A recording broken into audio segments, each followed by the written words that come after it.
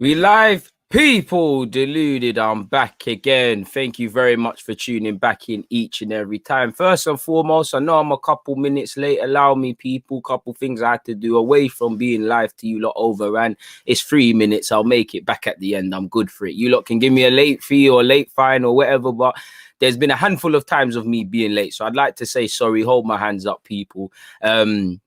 Also on that note, people, obviously hope you're all doing well on Monday. While the season might be finished for a lot of us, no matter where you are in life, our dreams, hopes, goals, and aspirations are only just starting. So Monday's a new week to plan for this week and have a great week. So I hope you all move closer towards your goals. Somebody is frying oil with my window open and my eyes are getting collapsed, people. That's why I've got a towel here where you see me looking like a weirdo, but typically good morning, good afternoon, and obviously good night, depending on who you are, where you are. I hope you're all safe. Once again, thank you for your commitment all season. And as I can see, certain people are on to me. Do you know what I've been doing as well? Sometimes I'm purposely late because I've clocked a lot of you filter in, not actually at 11:30, but 11:35 and stuff. So I like to let you lot pour in. Look, there's 42 of you locked in. Please make sure you're hitting that like button. Last time I checked, there was 20-something likes, people. I cannot sit here and cap. It's time to take off this jacket and it's time to actually get into stream mode, because I know the boys are off for holiday now. It doesn't mean DG has to get into party mode and things like that. I hope you're all well and safe on this Monday. I'm good. Arsenal won. The season's over.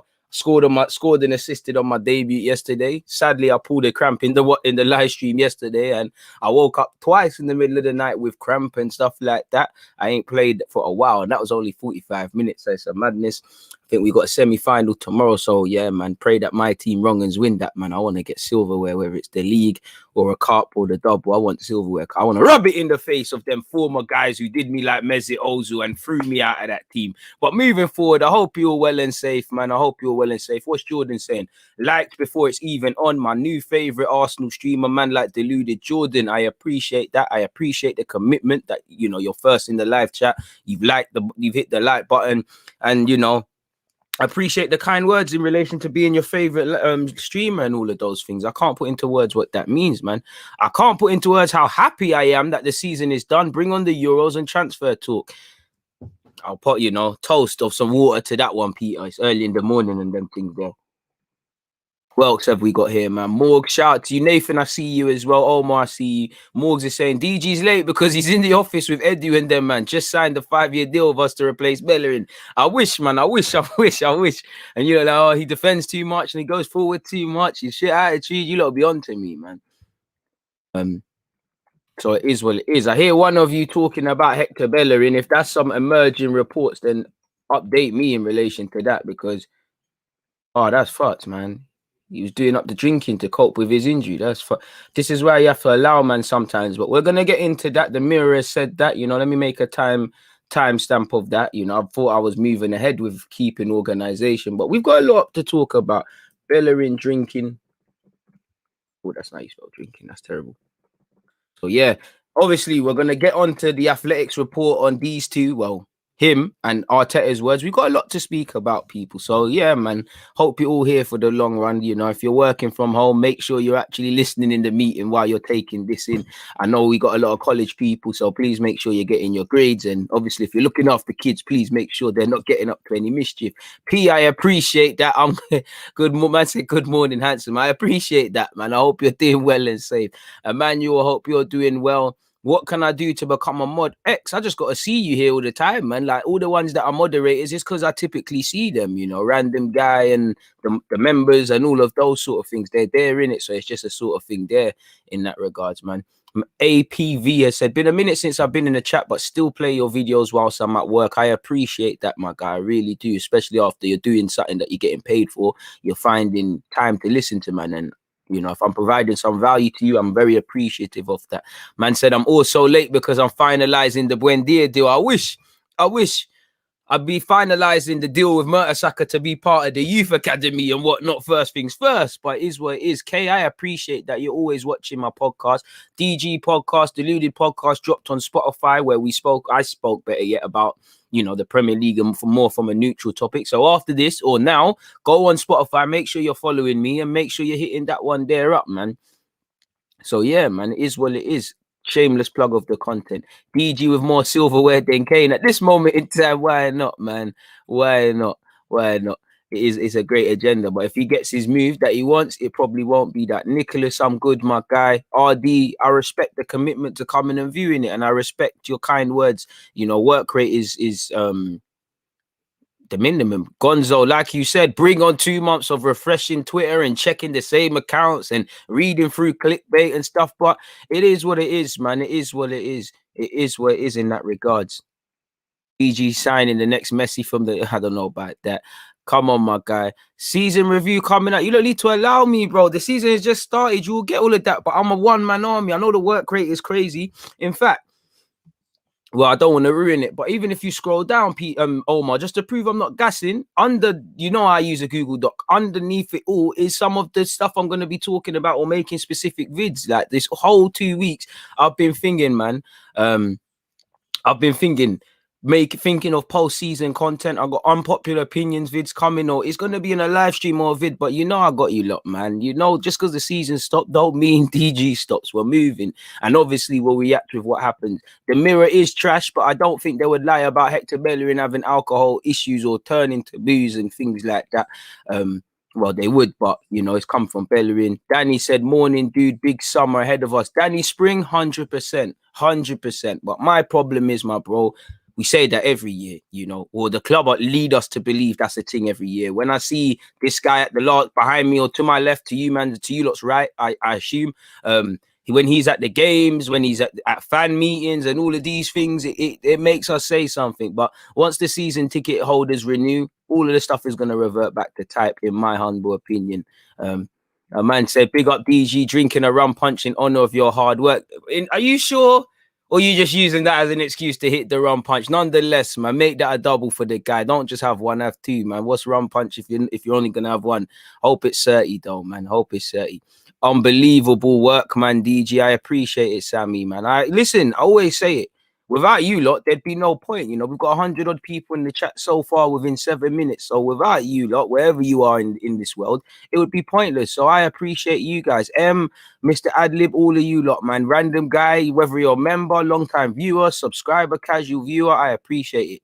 I really do, man. I did see Saliba's goal in celebration, and this week / towards the end of the next, we're going to focus more on the loan players and things like that. The loan reports I normally drop have got out of hand. I cannot lie, because everybody's playing every second. You know, I'm going to do one and then I have to talk about it again. So I've waited for seasons to be done. So I'll do my little conclusion sort of thing. You know, we've carried it on, so I'll do my typical last reviews, and then obviously I'm going to make vids where I offer my opinion specifically on these players. Like I'll probably drop an individual one on how I feel Saliba specifically got on, Mavropanos, Ballard, and the rest of it, man. Man said I'll offer 30 mil. Who wouldn't? You know, who wouldn't? I'd love it. And I swear Lyon aren't in Europe next year. I could be wrong. Shout to Lille for winning the trophy as well. I could be wrong on that. But if they're not, it flips it on his head. But apparently we want Jules Conde, we want Awa, them and they can go to Champions League clubs, in my humble opinion. So it is what it is. Let me call the first 8 minutes of this general Arsenal thoughts. Let's call it something like that. But big up everybody locked in, man. Let me take in some more stuff before we get into the 10-minute. You know what? 10 minutes we'll get into the real business. Why not, man? We got a bit. Saliba seems shaky, not gonna lie. He has the talent, bro. I wouldn't say shaky. He's a bit raw, and he does give you a bit of nervous anxieties at times. But did we not expect that from a 20-year-old? It's just about ironing them edges out of his game. Same goes for Gabriel. Same goes for Joe if he comes back. Same goes for Martinelli, Saka, Smith Rowe, and the rest of them. My eyes are messed, man. How can someone cook with so much fucking oil, bro? Like my window's open because it's hot, and I can smell and feel the oil. How can someone, like, bro? What are they drowning in oil, man? Bloody hell, get air fryer or something, man. You lot are killing me, man. I'm fighting for my life. Like, this is a madness, man. Anyways, man, let's move on. Let's move on before we hit the 10-minute mark.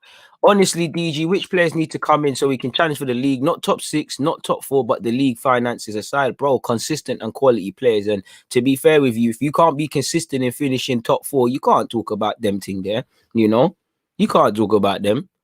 if you can't talk to girls, if you can't talk to a normal girl, then you can't see Rihanna in the street and try and move to her, because there's levels that you ain't gonna have the confidence for such. So we have to learn to crawl before we can walk, and learn to walk before we can run. And Arsenal need to go back to basics. We're at the stage, when you have a kid, they're trying to walk, they're dropping on the floor, and the dad or the mom might hold their legs and they step around. That's where we're at.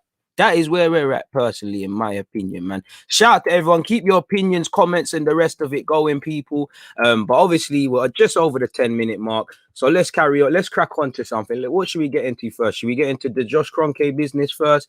Let's get into that, or specifically what he was doing at the Brighton game. Now, for me personally, I think, again, he might care a bit more. Kroenke, they might back up their chat. They might do everything. Apologies, Lyon's in the Europa League. Sorry, I meant they didn't qualify for the Champions League. So the hour thing is going to be a bit gazy. But in relation to Josh, I've said it before. Do I think he's a bit more empathetic than his dad? Do I think he even cares a bit more than his dad? Do I think he appears a bit more human than his dad? Yes, to all of these things. Do I think a part of me feels he might want to, in his own little warped way, want to improve Arsenal? I think yes, but why I think no.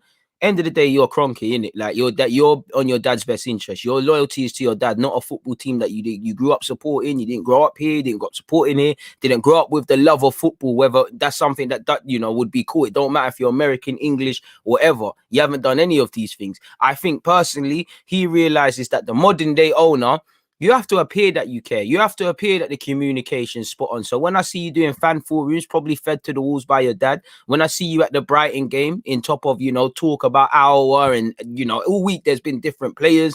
And on the face of it, there's new shirts dropping and season ticket renewals. And we have the war chest and the bullish chat. It's all coordinated. Like, I hope it, you lot have once again got fans excited and made fans feel you're going to do serious things. So don't overpromise and underdeliver, something where I'm inclined to believe that's going to be the case, because previously I've been shown nothing else. If you show me something, I'll give you credit where due. But I can't see that changing. And Arteta's obviously doubling down on Donny and things as well. But in terms of the Athletic people, we're going to speak about, apparently they spoke on BUENDIA and Jules Koundé shortly after that as well. Apologies, people. There's a super chat. You know me. I don't like to leave those things. I appreciate that.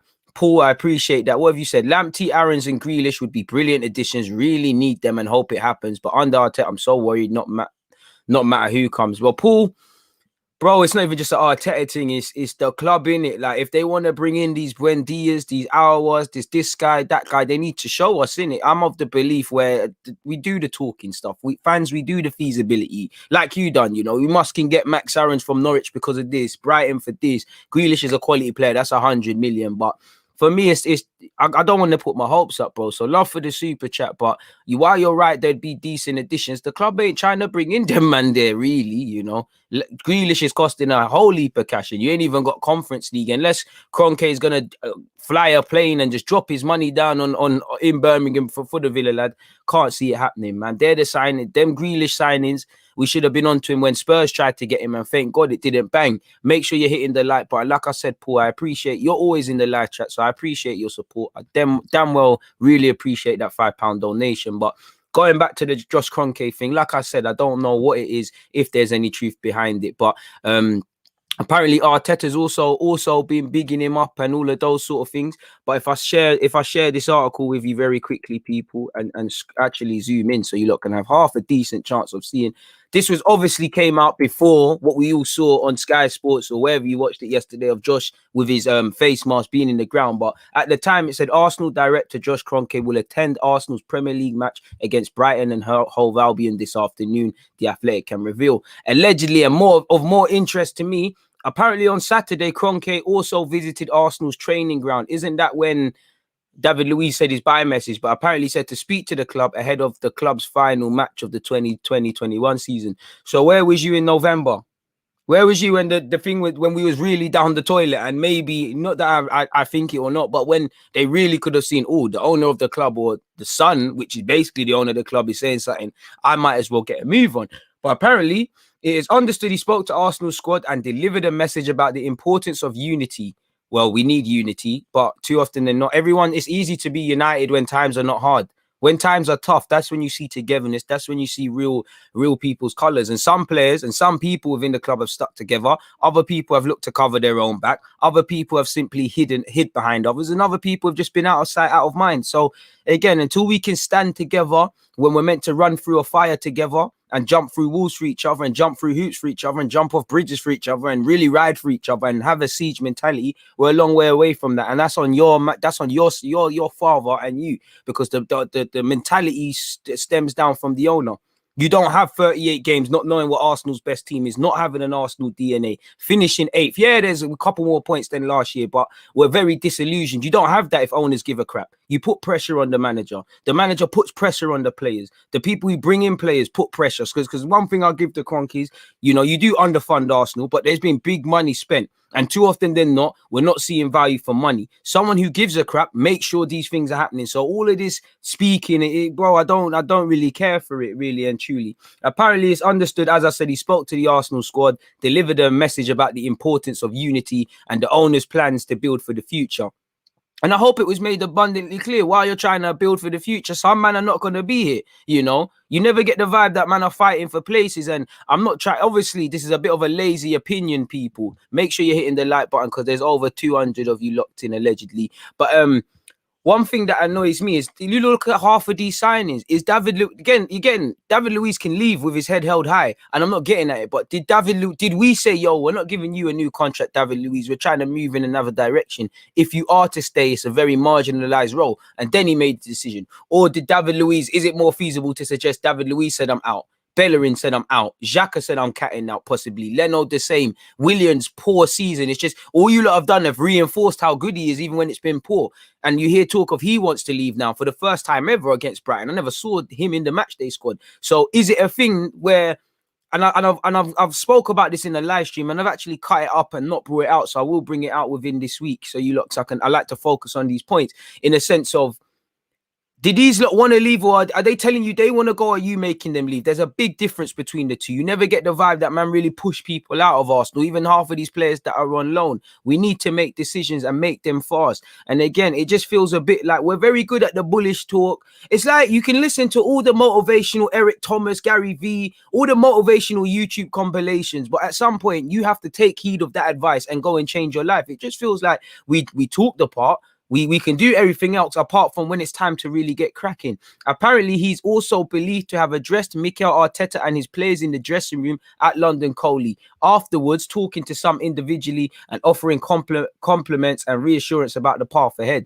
Bro, the path ahead needs to be admitting the truth. We're effing underperforming. We're failing, you know. If you lot want better contracts, better bonuses, better match fees, and Arsenal want to be serious and you lot want legacies, stop peeing about. You as well. You know, did you hold accountability for your ownership or on behalf of your dad's ownership? Because you are the mouthpiece for your dad. You know, you're his son. I'm sure he don't trust no one to the level he trusts of you. So what you say, I almost take it as gospel as much as I can accept somebody's words at face value. Because for me, saying things are talking is cheap. It's the doing that's expensive. And, you know, the currency that these lot are speaking in is too cheap for me. And I don't respect these lot. I don't know them as people. I don't know them as a person. So they could be very different. But from what I see as a fan over here in England, you lot don't give a crap. And words mean nothing coming out of certain individuals' mouths, which you, your father, and everybody connected with this club beyond the players. Because one thing the players sell dreams. But one thing I can't give the players is the mentality. The mentality on the field. Off the field, it's the people and the higher powers that be. And a lot of these players need to go. A lot of these players have been consistently underperforming for a while. But again, we've had different players, different owners. I mean, different players, different directors, different whatever. And Kroenke's been the same. And it's been really underperforming, to put it nicely. So he can address what he's wanting to do. Maybe this is to, you know, reiterate his commitment. But how many games has Josh Kroenke been at? How many games has Stan been at? You know, how many?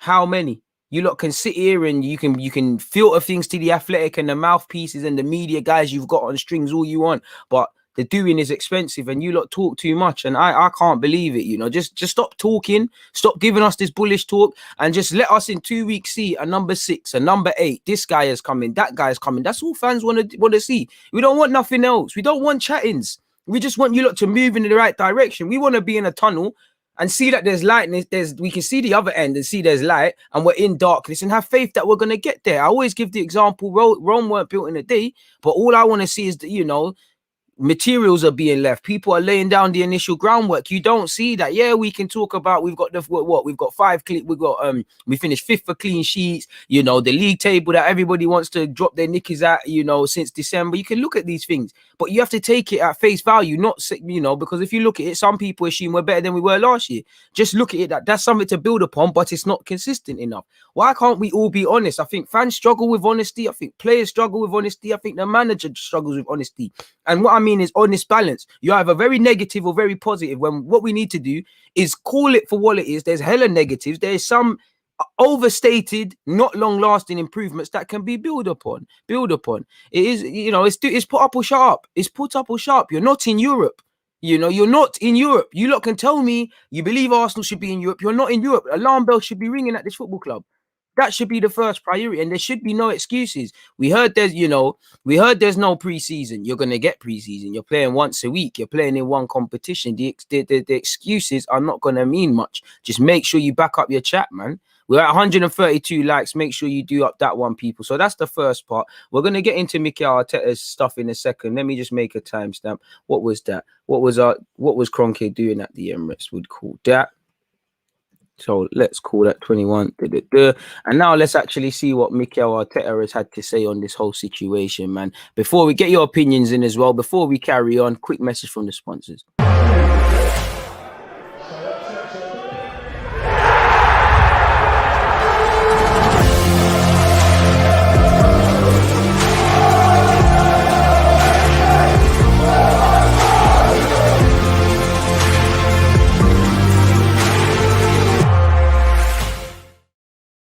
Big up you lot, man. And obviously, if you wish to purchase stuff, there it is, man. There's the link in the live chat. It's also in the description. In fact, just before we get into this Arteta business, man, I want to see what you lot have to say.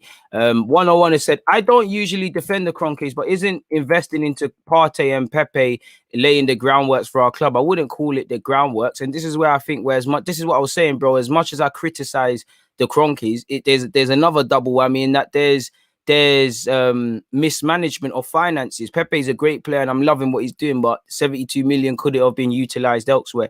Partey, you've signed the man and we all know he's a good player, but there's question marks he needs to answer. Why is he always getting injured and why hasn't he had a partner? Lo and behold, are we surprised to know he's exposed? So we're just signing players. We don't really know what we're signing them into, how they're fitting a piece of a puzzle. Them being good players should just be a bonus. If you sign someone, how does he fit in? It's as simple as that, man. They're not serious. To be honest, I struggle to have any real thoughts on Edu because I haven't really seen much of what he can or can't do. So please ask me that by the end of the transfer window and you'd have my answer in all honesty. But underwhelming, if I have to say that. Underwhelming. Not seeing utilize any contacts with his South American dealings. Not seeing him do anything really and truly. Beyond the obvious, I'm sure he's doing hella stuff in the back scenes. But as a fan, I don't know in it. I can only comment on what I see. Is what it is. When you speak the truth, this fan base say you're negative 100. How much do you think KSC will spend in the summer to win fans back? Will it work? Are you excited like Josh Kroenke says we should be? Bro, all these words mean nothing. If they want me to be excited, if they want me to know how much they need to, I don't know. I don't know how much they'll spend. I don't know if they can win fans back. I'm not excited for nothing. Just show me what can be done. You show me I can get excited. Much like I want to see from the players. You lot can tell me we want to put things right. We want to do this. We want to do that. Show it to me. All I want to see is what you do across 90 minutes. All I want to see is who you bringing in the window. I don't want chattings because there's half the teams that are not doing chattings. They're just bringing man in. Simple as that. Leicester weren't chatting forever about Samore. They're confirming it. They wasn't chatting about Fofana, Soyuncu. We spent a whole bag of time chatting. Just get things done. Simple as that. It's time for everyone to pull it out, man. Big up yourself, AM. Hope the gym session's going 30, man. Richie said, blessings, DG. To be honest, coming from a Chelsea fan, I think if Pepe gets a run of 5 consecutive games, he could be a force. He needs more than that. He's earned it, man, in my opinion. But I hear you, man. I hear you. Facts. Good comments. Appreciate every bit of comments, man. This is it, bro. I can't be excited when I don't know what's coming around the corner, man. Like, obviously, everyone's got a bit of optimism for the new season. Who doesn't have new season optimism, no matter where you are, man? A man said, big up DG, playing a game, take a shot anytime you say really and truly. Bro, how you not drunk yet? Like, how are you not drunk yet? That Henny be dangerous for you, man. To be honest with you, you know, let's be serious. I'm not saying you, Anthony, but very rarely are players' transfer fees paid in full at that time, apart from these release clauses. Installments don't. You can. That's a common thing. It's not something we can actually hit the club with a stick about. Installments are a thing. It's just how we're going about our business. For me personally, man. That's just me personally, man. Exactly. The Emirates era, this Arsenal era is built on chatting. Trust me, the Emirates era is just built on talking and under delivering, man. Don't talk, just do what you need to do, man. Really and truly. Like, and that's another shot for you, my guy. Really and truly, really and truly, really and truly. Bro, I'm trying to get my man licked since he wants to be a funny guy. Now I'm playing, man. I'm playing. But on a serious note, people, make sure you're hitting the like button. There's 323 of you locked in. Let's break down what Arteta has said or hasn't said in his post-game comments, people. Let me actually look at this. Well, the first one is of interest to him. In fact, let me get the full. I want to find where he's got his full stuff, man. Calm. Is this the full thing? Because if not, we'll circle back on that. But anyways, as you look and see here, pardon me, Arteta on fans Odegaard next season, and he's not going to say too much on Odegaard, is he? I haven't heard the comments, but I'm pretty sure he said something along the lines of, we like the player, we'll talk. He can't say, yeah, we're going to buy him. On having the fans back, thank you so much on behalf of myself, the staff, and all the players. Then we're disappointed because we're not in Europe. We made progress from last year in terms of points. 61 points last year would have got you fifth. There's a level and the league developing, and so is the level we need to get into, brother. Bro, this is where I'm saying finding positives where there are none. Yeah, we've got more points.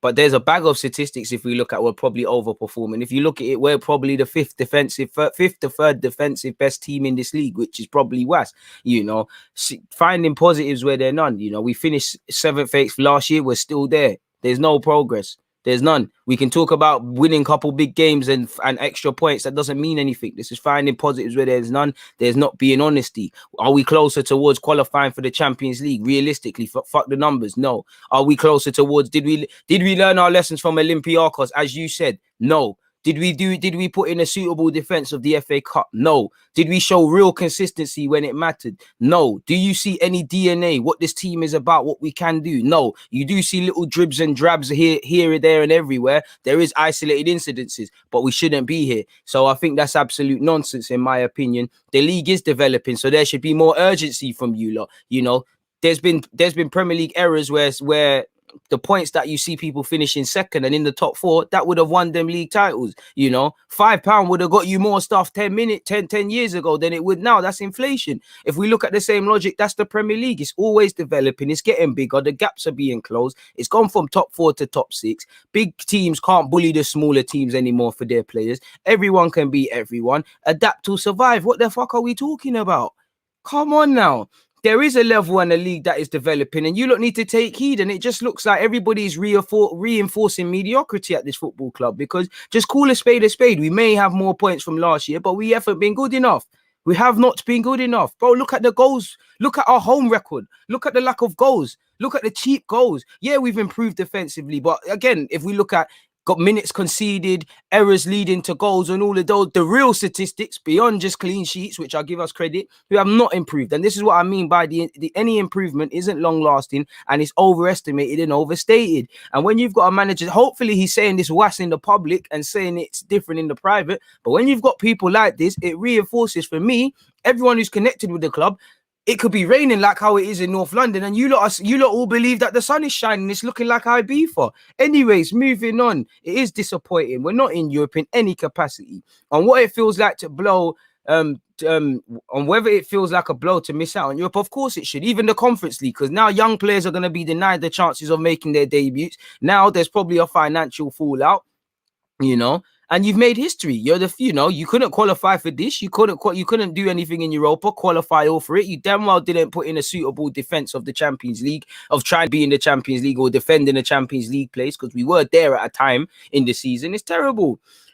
Yeah, we won 5 games at the end, but it means nothing, man. Well, I know that we're still playing. When we came inside, we were following the game. It was in our hands. We tried to do our best by winning the last 5 games, but it wasn't enough. 38 games, relying on the last 5. For me, as a manager, as a player, if I'm 7th, 8th place, and it's fluctuating. And I'm looking at Spurs, who are also having a terrible season, and we're relying on them to finish 7th. For me, and the fact that it's not in our hands, that tells me everything about where the club is, where we need to go, and how much responsibility I need to take. But we're acting like, woe is me. We're acting like we've inherited a madness. We are doing this. We are the specialists in standing in the rain and asking why we're wet. You have a couple of options when you're there. You either read the weather forecast and don't stand out in the rain. You either bring an umbrella or you bring a jacket. What you can't do is be in there and say, oh, I'm getting wet. This is our problem, you know? This is our problem. So it is a blow, but it's been coming. You lot have known, bro, let's be real. From the end of 2020, you knew you weren't getting what the real Europe, the Europa League, and I know it might have looked different, but you knew you weren't getting several things because, as I keep saying, the target should have been August. Listen, when you start a season, not that I've ever been a Premier League footballer, but August until December, that should be the only focus. And it damn well better be these lots' focus now that they're not in nothing. From August to December, whatever happens, whoever is out there, you're coming out of that end of the year, the new year, 2022, and you're in and amongst that top 4 pack. From January to what, give or take, let's say what, end of March, beginning of April. That's your next focus. And then from end of April, beginning of May, it's a straight shootout. It's a final. That's where you have to be of the talk of, we've got ourselves to this point. Don't F it up now. Kind of what Leicester have done, and they've effed up at the end. But things like this, the table don't lie. It's all fun and games, winning when there's no pressure, winning the occasional big games, looking well in the top 6 games. But the devil is in the details, and the 38-game period don't lie. I don't care that we, from December to this, we might be third. That means F all. That means F all. Yes, there's some positives you can take from that, but that shows, if you look at that, it shows the level that we're not. If you take the woe is me approach, it shows that Arsenal actually, people actually think we're worse than we actually are. Don't get twisted. We're terrible. The truth is in the middle. We're terrible right now, and it will take a lot of time.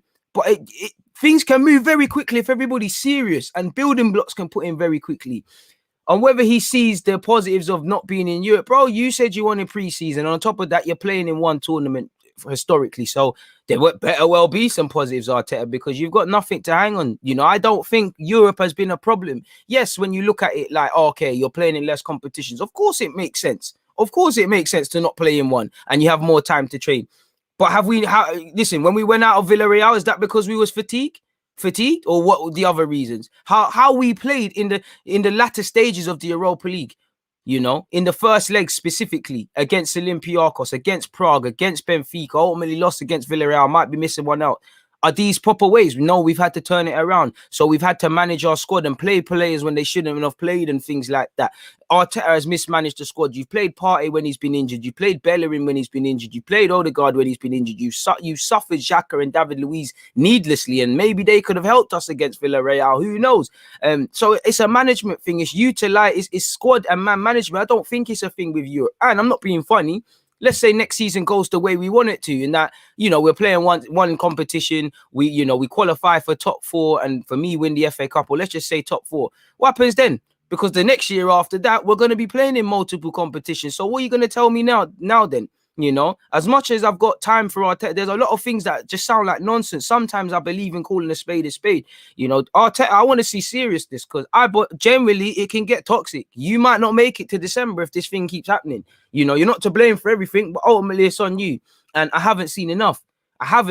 Maybe you've been complacent. Maybe you've tried to do too much and done too little. Maybe a bit of it has been because there's no real pressure on you. But ultimately, you took over last season, innit? You've had preseason. You had a free hit towards the end of last year. We should at least see early building blocks. You know, somebody that doesn't watch Arsenal, doesn't care about football, should be able to watch a game before you came in, a game now, and see an evident improvement. I'm not saying one has to play like Barcelona, but an evident improvement. Or if not an improvement, you can see something. I don't. I just see the same old nonsense. But he said, on whether he sees the positives of not being in Europe, I'm sad because this club deserves to be delivering trophies and the Champions League. You don't deserve anything. You deserve when you work hard, when you put in the hard graft. You lot haven't. Because when the times got tough, you lot haven't got going. You lot don't deserve a damn thing. Fans deserve it. You lot don't deserve it. And, you know, you lot are the club, because you lot are the ones playing. We're the heartbeat of the club, of course. But you lot are the club. You lot don't deserve it. You do not deserve it. There's no divine right. That shit is earned, like life. No one gives a crap, no one gives you nothing. So when I hear language like this, I get annoyed. We haven't managed to do that. It's very challenging circumstances, but we've tried to stick together and do our best. Doing your best is all I can ask for. Trying to stick together is not good enough. You damn well better stick together. And if not, get the hell out of the club for those of you that are not with this thing. It's not been enough. We have to be very critical of ourselves, of myself, and then prepare the best way for next season to take advantage of that. Hopefully we can have a preseason that I haven't had and have time to work with those players and try to be a better team. You might as well. But again, you know, I look at that defense. they're all gonna be going and coming at different rates. I don't know if Saliba's in the France under 21 side, but if he is, you can't use him right now. You get it. Gabriel's called up to the Olympics. Martinelli's called up to the Olympics. Tierney and Leno probably going to go off with their countries in the Euros. In midfield, Partey, have you got a partner? Xhaka, guy that you build the team around, is going to be playing at the Euros. And I'm sure if we, you know, Laka's going to be there. Bellerin, if still here, is going to be there. Willett will be there. A couple of players will be there, but they're probably not going to necessarily be the first teamers. So how much of a preseason are you going to have? Are you prepared for this? There's no excuses, because while I think, you know, we can talk about it, are we really going to sit here and say because a man never had preseason in May, that's an excuse for a lack of system and a lack of clarity over what we need to do? You know, and for what I want to see, fix up the midfield. One, you was a midfielder. Our midfield don't score goals, don't control a game, don't defend well. That is the first and foremost the priority. Defense, I want to believe in a back five and know they're on defending. Strikers, press from the front consistently. Our first defender is our striker. Our first attacker is Leno. So show me that logic. I saw building blocks when Martinez is starting moves in the FA Cup and when Aubameyang's pressing from the front and them and they are pressing. You know, there's been incidences. I actually think Spurs and Chelsea, you know, this season we've pressed quite well. But these incidences, obviously, if you play 38 games, it's going to go well for you 5 or 6 times, but not quite to the level we need. So there's no excuses. Europe or no Europe, there's no excuses, Mikel Arteta. There's fully no excuses for that, people. You know, you need to turn up. You need to make sure you get the players in that you want. You've made decisions about who is going to stay and who is going to come in. Within reason, you need to be helped. Just find a core bunch of players and work with them, because it's long for you. If it doesn't happen, December is long. December times, you're going to get the clip. Someone has to get blamed for that. Like, someone has to hold the blame, and it's going to have to be you, Rude Boy, like, really and truly. Do I think you can blame Arteta? Do I think he's been given a tough time? Of course, but no Europe, no excuses, in my opinion. No excuses. There's no excuses, not for tactics and all of these things. Arteta, sometimes I think he gets blamed for things he shouldn't be blamed for, but every problem and everything that's going right, everything that's going wrong as a manager on the football field specifically, you've got to take accountability. Obviously, where Edu and Kroenke come is the playing staff. We all know we need better players, but I ask anyone, even Arteta's biggest fans or biggest critics, which I'm neither, I support my club. Is it as easy to say you bring Arteta a midfielder, a centre half, a right back, all of these things that we think we need or he may need, and we see an uptake in performance? On one hand, I think yes, because there's been numerous times I've seen him set us up perfectly and the players have effed it, whether it's individual mistakes, conceding early goals or whatever. But so I think yes, but on the same hand, if I'm honest, no, I haven't. I haven't seen enough to say, all right, cool, when you get better midfielders, this is what your midfield's on, this is what the fullback's on. Best performances have been reactive, you know. Leicester and West Ham, we went a goal down. We're chasing the game. Best performances. Spurs, fair enough. Spurs was different. We were onto them. Chelsea were onto them. You know, but typically in the top 6 games, our plan, like against Chelsea at Stamford Bridge versus the Emirates, is to sit back. Sit back and be proactive in being reactive. We're being proactive in that we're deciding to be reactive, and whatever these lot do, we're going to react to it and we're going to play against that. We're not proactive. And a lot of that is not down to the players. You know, West Ham have scored more goals than us. Whatever you say about Lacazette, Aubameyang's form, Pepe, all of these players, Willian, bro, they have scored more than us. What are we saying? That is down to tactics. I'm sorry. And as much as all these players have to take individual responsibility, there's no coincidence. Not a single attacking player has excelled the duration of the season. You know, Aubameyang needs to ask himself honest questions as to why he isn't banging, and he can't blame Arteta. But why is it Aubameyang's not scoring goals, not in and amongst the top goal scorers? Something he's been able to do with his eyes closed since he signed for this club. Why is it that Willian somehow managed to, despite no one having much expectations, still been able to disappoint? What's going on with Pepe consistently? Now we're seeing the Pepe, and I actually praise you for a lot with that. But do you get it? You know, you've over-relied on Smith Rowe and Saka. What are you doing with Martinelli? Attack shouldn't be an issue at Arsenal. What I mean by that is I'm not saying it's the best in the world, but let's not sit there and lie. Look at them names. Should attack be our problem? We should be able to score goals. And whatever you think about Lacazette, Aubameyang, Pepe, Willian, Nelson, Martinelli, Smith Rowe, Odegaard for this year, who's ever involved. These are players that, let's be serious, people don't want to defend against them. They're players that can score and create. So they need to take responsibility. But what the hell is the manager doing? Like, and this is the thing. We just need to be honest with ourselves. Until we're honest, it is what it is. But in relation to that, no excuses, Arteta, man. What's going on, man? Like, simple as that. Like, I've got no allegiances to Arteta. I've got the allegiances to my club. I don't care about Arteta or the players. I want them to do well. But this is the thing with Arteta. I think he's crippled by a lot. Have I seen enough to back him blindlessly like I've actually done with Wenger to a point and believe in certain things that I don't see a reason, but because you're saying it, I'm going to believe in it? No. Have I seen enough reasons to hound him out of the club? No. Where I'm at with Arteta is that if you're staying, back him. But it's a thing where it's like you feel like a parent and you're just hairdryer treatment to your son misbehaving. And also, you know, if you stayed, it is what it is. If you go, I don't really care because again, like, you're not doing the job really. And I'm not being funny. This job is a luxury for Arteta. He's punching, getting it.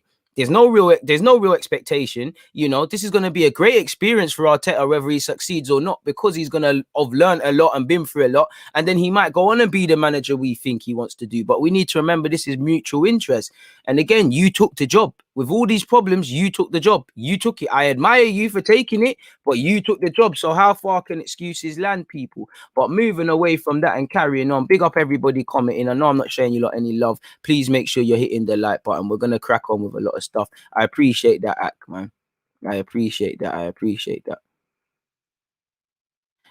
Chase, a bit of that, a bit of not. You know, I do think the players aren't good enough to take heed, only as several players, but sometimes, you know, you've got it, you know, I still think Arteta as well. Are you overcomplicating tactics? There can't be 25 players unable to take your tactics on. You know, that's a very lazy thing. So is it something to do with your communication or what you're doing? This is where I feel personally, not saying you, but you can't pick a side, man. And I didn't say there was an improvement, bro. If you heard what I said the improvements have been overstated and haven't been long lasting. As I said, when you look at West Ham, when you look at Leicester, when you look at some of the games the standout performers, even the Benfica in the second half, we've bopped teams, we've played well. But as I said, it's not long lasting. It's not consistent. And a lot of that is with the players mentally, but that has to be with the manager. I can't sit here and praise Arteta whenever we've won, which he deserves, and the players, and absolve him of all blame when we've lost, which him and the players deserve. We win, lose, or draw together. I don't know what you lot are on, not saying you, but that's what I'm on. When we lose, we ask questions, we point fair fingers. When we win, you know, we look at what we can do to get better and we praise everyone. I just feel this is what I mean about not you, but fans lack balance, you know. You either blame Arteta for everything in this world or nothing. When it's the truth is in the middle. Yes, Kroenke's a crook. Kroenke's are crooks. Yes, we need to see more from Edu. Yes, he's inherited some poor players. But what about what he's doing? You know, because there's a good manager in there, whether it was a small managerial bounce or whatever, bro. The minute he come in, we were defending better. We was playing with, you know, for me, mentally, in last season, mentally, these players looked like he was a breath of fresh air. So I know we can do it. But this is what I'm saying. Where is it? And let's be real. Look at the sheer hours. I'm not good at maths, but how much hours? Listen, from they're not 9 to 5ers, but 9 to 5ers. Monday to Friday, them and they are playing. If they're playing on Sunday, they might even have a game on Saturday. So let's say Monday to Saturday, these lot are training, right? Plus pre-season. How much hours is that?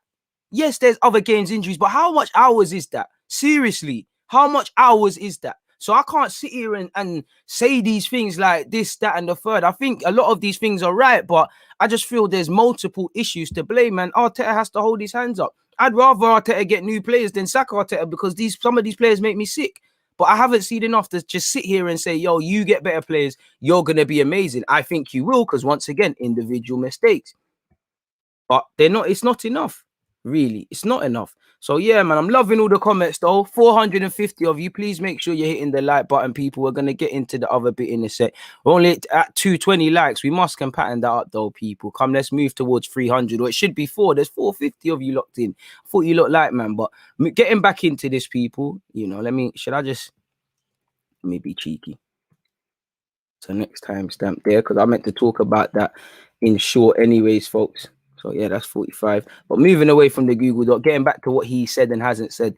So yeah, bro, there's no excuses on what Josh said to him at the game. The same thing that he says every time we're on the phone, that he's very supportive, very passionate about the club, and he wants to take the club to a different level. That's the ambition, and that's why he's here. Boy. And I think we're gonna make another timestamp about that. We're going to make another timestamp about that for people. Then where is it? Well, you saw the video ideas there, people. What should we call it? We'll put it here. Just say what? Arteta, bigs up, Josh K. Let's just call it that. Simple. Oh, apologies, people. I'm just trying to make sure those of you that are not live have the best possible viewing experience. But yeah, he's bigged up Josh, and obviously, but I'm not gonna lie, rightly or wrongly, Arteta's clearly between a rock and a hard place. I do think his language has differed on the owners, because it's not that he was backing them at the start, but he would smart ways kind of like blame them but not blame them, and things like that. Now he's just doubling down. So I hope for your sake, Arteta, because ultimately you're the fool guy, you know. Arguably, Josh Kroenke is a fool guy, you know. Stand free the minute it was Super League and all of the fans were protesting, bro. You saw Vinay get it in the AST. You've seen Josh Kroenke just holding licks everywhere, you know. You've seen Edu and Arteta, you know, have to deal with it, you know. You lot are just pawns in this game to what is the devil, which is Stan Kroenke, really and truly. So he can say whatever the hell he likes, man. The same that he says every time that we're on the phone, that he's very supportive, very passionate about the club, and he wants to take the club to a different level. That's the ambition, and that's why we're here. No, you don't. Because the minute that the season that we just about got top 4 ahead of Spurs, there should have been question marks. The minute this team fell out of the Champions League, question marks. The minute this team qualified for the Europa League, question marks. The minute we got smacked up in the Europa League final, question marks. Today, well, you know, this season really, and I hope there's question marks now with us not being in any Europe. The minute it became where we were even talking about Conference League, question marks. So you can tell me trust process, do this, do that, be as bullish as you want. I need to see it. Like I said at the start, do I get the vibe Josh Kroenke cares a bit more? Of course. I get the vibe that he's a bit more human. I get the vibe that he might be sitting there and saying to his dad, you need to do Arsenal better. But at the same time, he could just, you know, he could just be just like his dad, you know, just like his father. That's where his loyalty is, not to Arsenal. He didn't grow up being an American fan, waking up early to watch Arsenal, nor did he grow up in any other corner of the world with such, or grow up on our doorstep being an Arsenal fan. He, you know, if you've come to love it, fair play, but I don't see enough in that regard. So you can, you know, you can say whatever. I get that vibe, but how many games are you at? You know, how many times do we actually hear from our owner? How many times do you hear of an owner direct putting proper funds in the club? How many times do you, obviously we're not Roman Abramovich, but how many times do you hear Roman wants Haaland, he wants Havertz? Or I'm not saying he should always get involved, but Manama are getting involved. You look at Everton, Carlo said Decore wasn't my signing, that was the club's. But these are the sort of things where you can work together. We don't see none of that. If you lot cared, you'd have the individuals in place to make sure that Arsenal return to the top. You can phone Arteta, and Arteta as well. You can't be an idiot. You must know they've hung you out to dry. In any other job, if you have a new manager new to that title, you surround him with someone that's maybe walked the walk before and knows more things than this guy could comprehend, not to belittle him, just to hold his hand. Or you surround him with the best experience. You haven't done that. Look how much crap he's had to do. And this is why I think the only one that's going to benefit is Arteta, because if he walks away, he had to deal with COVID, had to deal with the Ozil stuff, had to deal with no preseason. There's been bare off-field shenanigans, on-field calamities that he's had to deal with. But if you care about Arsenal returning to the top, you take heed of these things and you make sure you equip him with the best. Because as much as I sit here and I say, yo, you got Partey, you didn't do much. We sat there last season, I was saying you can't just get Partey, because if he gets injured, what happens? You know, he's still going to have to, he's human, he'll have to adapt. If he gets injured, we're back to square one. He hasn't got a partner, and I feel the club did a really good job of making fans believe at the time it was either an hour thing or a Partey where you needed a 6 and an 8/10. You needed both. That's it. No debate. You needed to bring in both. I think they work a number on these fans, and then they delayed with the Partey thing, and they made it look like we've, you know, done a madness in the summer, in which Partey was. But, you know, I'm talking about the euphoria. When someone just says, that's his release clause, cool, it is what it is. Where clearly last season, we tried to play chicken. We're going to do it. We're not going to do it. We've got other targets. And Atletico said, listen, if you want to pay the P's, cool. If not, stop calling us. And you saw what we had to do in it, because the game of chicken didn't bang. So it is what it is. But, you know, Arteta, again, fans are going to come to you because I can only take this at face value. You know, I'm sure everybody cares a bit more. I'm sure to those of you involved in the circle, there's more progress. I'm sure Josh and Stan might have a bit more input than we're led to believe. But I'm a fan. It's not my job to know that in November the 17th, when we lost to Sheffield United or whatever, they called you and said, we're going to do this and that next summer. My job is to go to work or do what I'm doing Monday to Friday, look at the press conference, what is being said, then on a Saturday, Sunday or whatever, see what my club is on and know that we're backing it up. It's not my job to find out, you know, the AFC Bell and the Ornsteins and the Charles Watts, all these, you know, all these, no disrespect to none of them because they all do a great job, but it's not my job to find out about the intricate dealings of what's happened. I just need to accept what's being done at face value and what I see. And that's all fans should be. With what you lot are saying and what I've been seeing for years, it don't match up. So let's hope next season is something different. Am I going to hold my breath? Would I advocate for you lot to hold your breath? I don't want none of you to die. So no, I wouldn't, people. So it is what it is. 258 likes. Let's get that to 300. But moving on, you know, he said on whether we need to have a busy summer to compete next season. We always have busy summers. It's just whether we're doing the right things, you know. Don't confuse movement and just making moves with progress. Identify the areas. I'm sure, listen, this is where I get mad because we're not going to wake up, even though I think we're incompetent. Arteta has already made his mind up who he would like to keep and how he would like to go. Obviously, there's a bit of, what's the word, man? Compromise to come with Edu and all the owners and things. But he's made his mind up. Edu's probably made his mind up. I'm sure they've made their mind up with Plan A targets, Plan B, Plan C, and now it's about actually going and getting it done. So it's not necessarily about being busy for the sake of it. It's about identifying what we need, recognizing what the current market is, and moving appropriately. And that's only going to come if we have clarity in what we're doing and everyone has clarity in their roles. But he said they're going to get better and they're going to strengthen. So we need to get better. First of all, we have to get our players better, more consistent, and help them to improve, which is true. But you need to be better. You need to be more consistent. You need to help yourself to improve. And for Arteta, the Kroenke is you need to help Arteta to improve because any walk of life, Arteta ain't made it yet. He's still learning.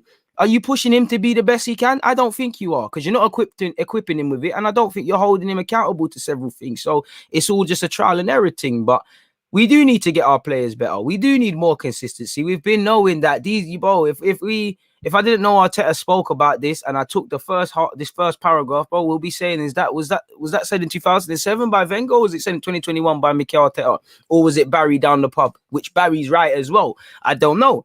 All of our playing, our philosophy, I think is in place. I don't think it's evident. I think it's little dribs and drabs. Hopefully I see a bit more. They buy into that, and now is the moment to take it to the next level. Not everyone can come to the next level. To improve that and improve our consistency, because since December to now, we've shown that we're the second or third best team in the league. It's not enough. 6 months, the level is high, so we need to do that for 10 months. Exactly. You know, we can win when the sun is shining and every blade of grass is cut. But there's sometimes to win a league or to get top four or anything, sometimes you need to win games you should have lost and not lose when you deserve to get battered and get something like a draw and whatnot. But again, pardon me, being third best, again, it shows a building block. It shows there is for the players that there is something to be harnessed. If we could just harness it and push it to the next level with everything, could be an issue. But you've heard me say several times, if, and I dread that if word as an Arsenal fan. If, it's not certainty. So you're right, man. We need to do it for 10 months. The league starts in August till May. Everything in between is all wishy-washy. Where do you start? Where do you finish? Have you succeeded or have you failed? Because Leicester haven't had a bad season, but you could say arguably they had, because the goal should have been Champions League. Yes, they've won an FA Cup. Yes, they've done amazing, but the objective weren't there. It's second year in a row, they've bottled it. I'm sure Brendan Rodgers is taking heed of that, and they'll go again next year, you know. Liverpool fans, I'm sure Klopp will be sitting there and thanking his lucky stars he's in Europe, as you should. Champions League is fantastic considering the injuries they've had. They've played some mediocre players at centre-half. They've still got Champions League. But do you think he's happy with that, or are they trying to build on that? You know, they've saved face. That's what it's about. Chelsea have saved face. At one point, even to be honest, on the last day, they could have effed it, really. You know, even Spurs. As much as I hate it, and I'm not, but they're in Europe. You know, we're not. Conference League or not, they're in Europe. Simple as that. So it's a mazzo, man. But again, I can get vexed, I can speak as much as I want. You lot can offer your opinions. We're only going to get so far until the people that can make a decision take heed of such and actually do such. But I won't hold my breath, man. Like I said, this season, if you present me with stuff, like I say in a football game, I don't know what Arsenal's going to turn up. If they play and they show me something, you know, I believe that a win could be there. And the same goes on the football field. I mean, the same goes off the football field. But on Martin Odegaard and whether we could see him at Arsenal next season, again, it's probably not sensible considering how volatile Real Madrid looks. Even today on Twitter, you can see all the Real Madrid is it ITKs or in the nose or whatever. They're saying that, you know, Hazard wants to go back to Chelsea. Every Real Madrid player is available for transfer. Varane and Ramos are going, this, that, and the third. So again, Zidane might not even be there. There's a lot of things to be had with Odegaard and whatnot. And Real Madrid haven't said anything to me. Arsenal, in my opinion, haven't seen anything said. Arsenal clearly are not saying anything. Odegaard's keeping all options, much like Joe Willock. All parties are keeping all options open. He said, well, we have a very clear and strong, and shout Odegaard because he was good on Sunday against Brighton.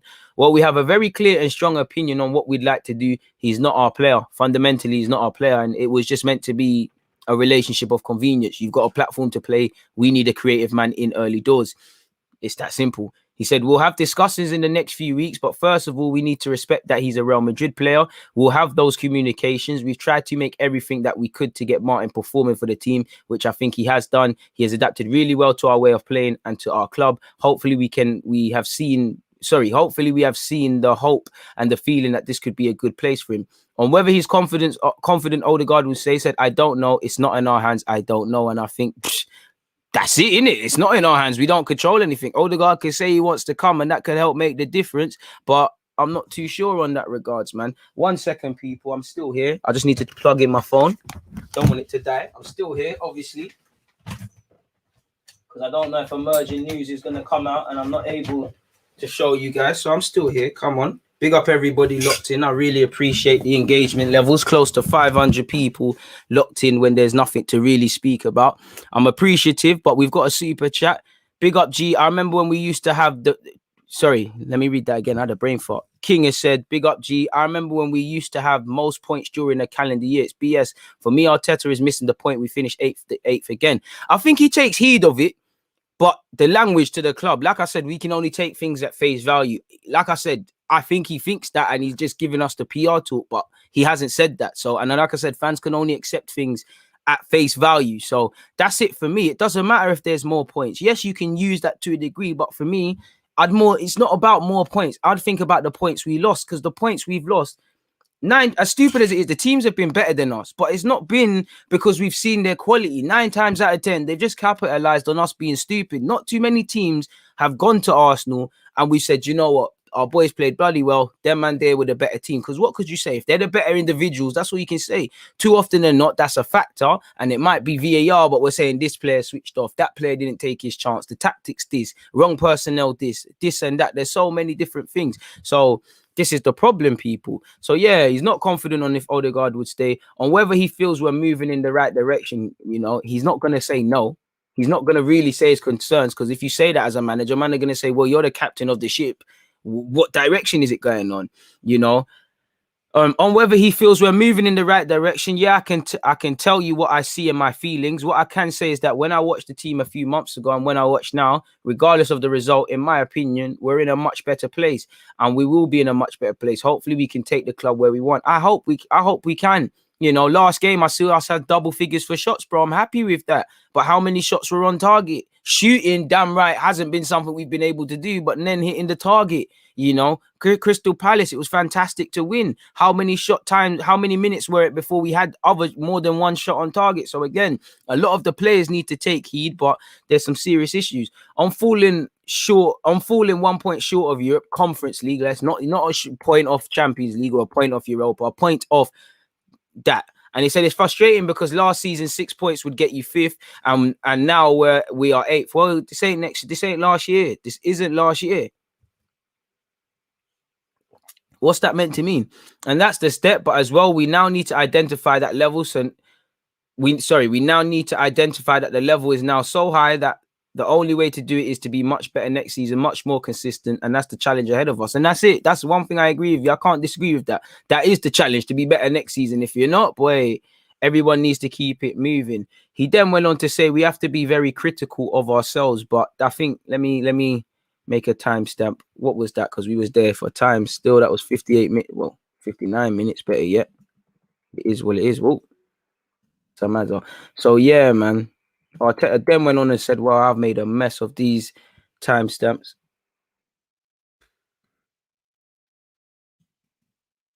Absolute mess of these things. You know, I'll pattern it up after. Arteta says we must be critical. Just before we get into that though, what are you guys saying, people? Let me get in a couple comments because I know you lot have been offering opinions and things and you've got stuff to say.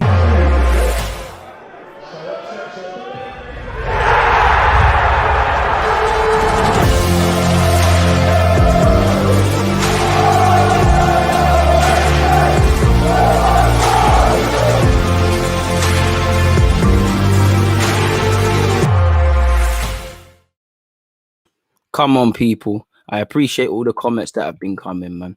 I appreciate it. But what are you lot saying, man? Let me scroll further up, man. I know keep the comments coming, but I know I was chatting for time and I don't want to miss out anything. Anthony has said Arteta's post-match conference gave a vague impression that no transfers will occur. They're going to focus on the existing squad with a few releases. Hope that's not the case, bro. I really do, but I can't blame you for getting that. This is the thing. There's no clarity because me and you could read it. I'm getting one thing, the next man is getting the next thing. So if I look at that, what are the players feeling like? Defo doing up a politician. To be honest, let's be real. As a manager, you have to be a bit of a politician. Let's be real, but it's upsetting, man. Samuels, 100% with you, DG. It's the same inconsistent around tactics, personnel, and in a lack of, in cases, game management throughout the season as well. Together with these players making individual stupid mistakes again, and a lack of clarity from people who own the club, there's a problem. You get it? You're 100% right. But Samuels, from what you said, what have you said there, bro? You're 100% right. But in short, you've brought up multiple factors, and I'm pretty sure.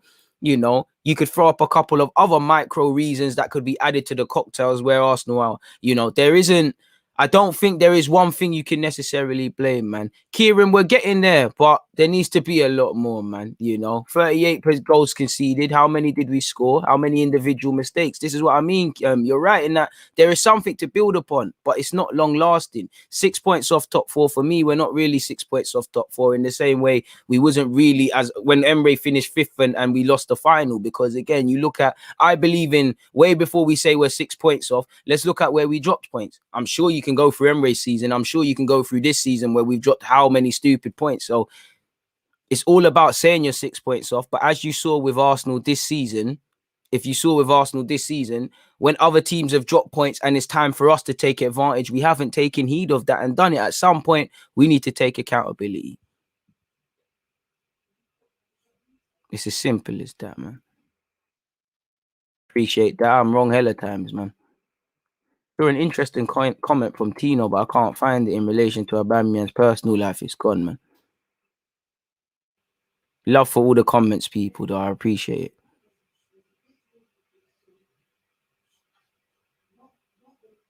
There it is, Tino.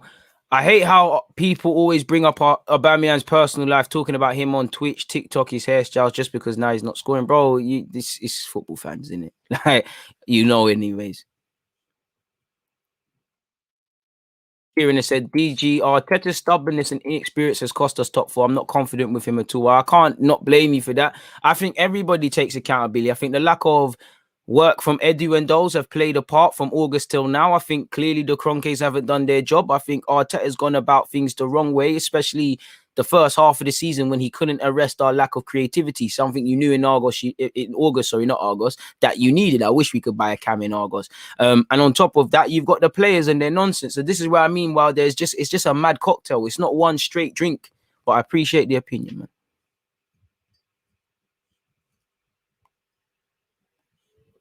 There's a rumor Edu might be sacked. I haven't seen that, so I can't really comment.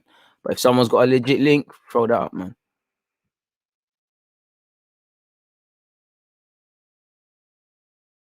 Folks, have we got here? No Real Madrid players in the Spanish squad. What? No Sergio Ramos? Madman. Bro. Crazy, man. Shout out Argos, trust me. You know how many Argos lists I writ for Christmas with hella by just wanting anything and never got half of it, really. Deluded to go. I appreciate that. Arteta finished 1 point behind the multiple Champions League winning manager.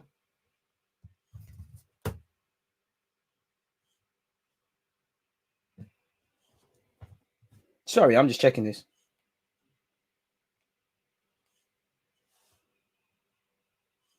Because I know people have won the champs, but I don't quite think there's a multiple one apart from the guy at the top. Just want to check these claims. Sorry, bro. Sorry, people. I just want to check these claims. We look at the league table. I might be wrong. So what? Arteta finished. Who's got who? Who did he? What multiple winning Champions League manager did he finish behind 1 point behind of? How? Who? We're on 61. Spurs are on 62.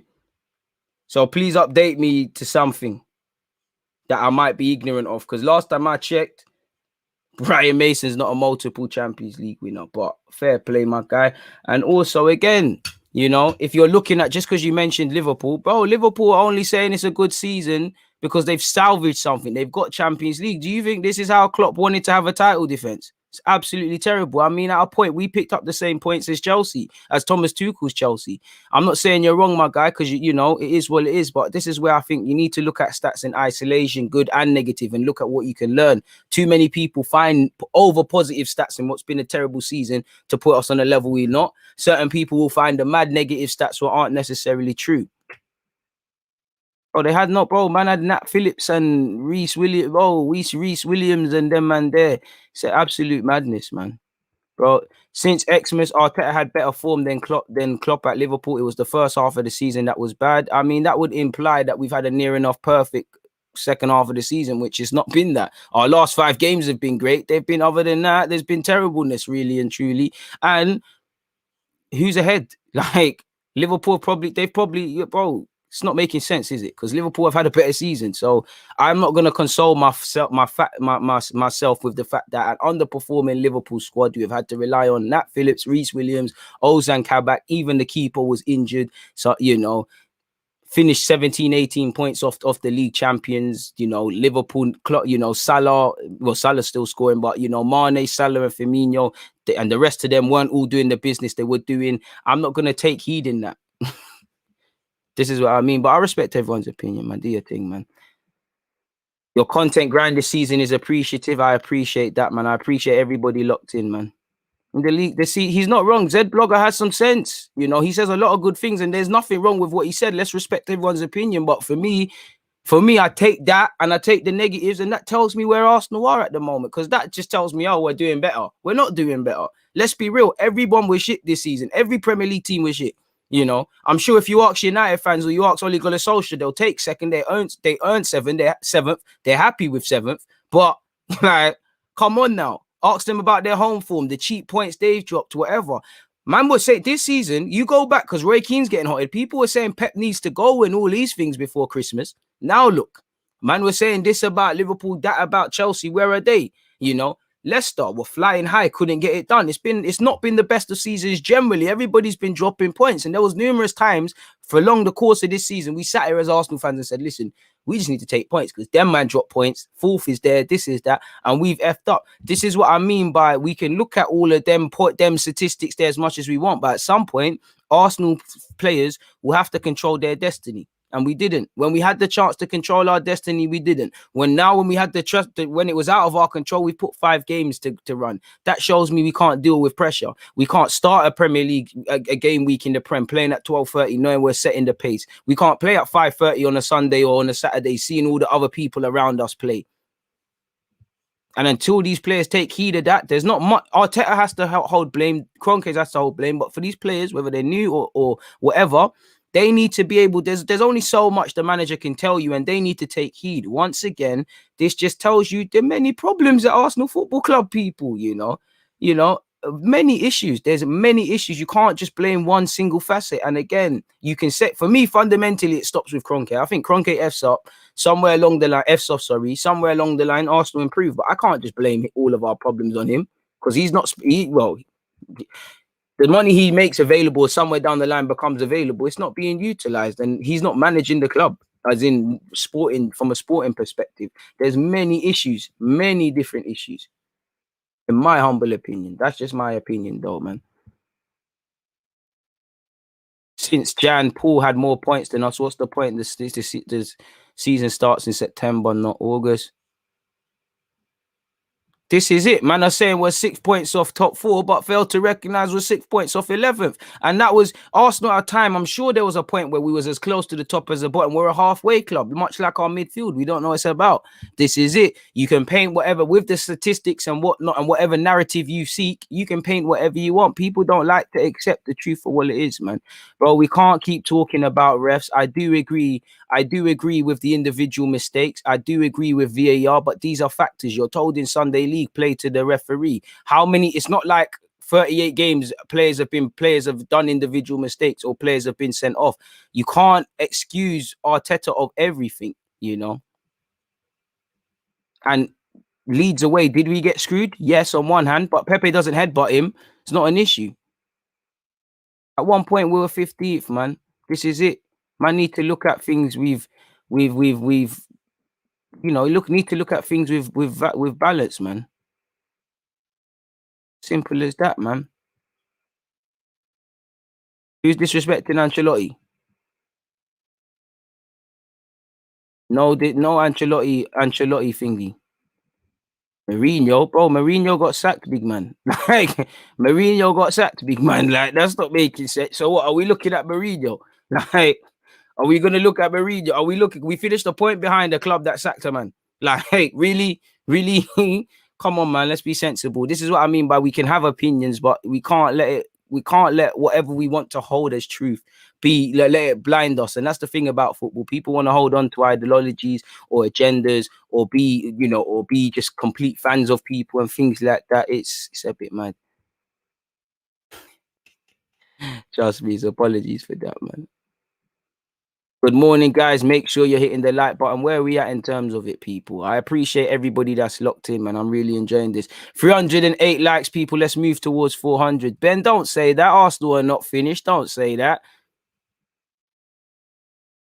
I didn't say we're as far away, but I don't think we're as close as you think. I think we're not as bad as people make out. I don't think we're as good as people make out. I think there's something to build upon, but we've got to realize it. Like someone said, we're 6 points off people below us. We're 6 points off something else. The problem being our biggest enemies are ourselves. Until we can get better players, show more consistency, show more clarity from the manager, have more clarity from the owner, and more accountability, we're not getting anywhere. We're not getting anywhere, bro. I've seen my team finish a point off top 4 and get into the Europa League final, and I still don't think that means we're a point away from it, because how many games will we do in 4 draws? I don't know about you lot, but in life, I like to control the variables. I don't like other people to decide things for me, and we wait till we can win all our games, and if that team just wins one day, win. We're not, when we have a chance to control our destiny and our futures, we don't do it. So while I respect your opinion, you know, I think we'll be looking at it with roastings. When the balance is, there's things we can improve on, there's things that there's things that there are good things to build upon, there's a lot of things to improve.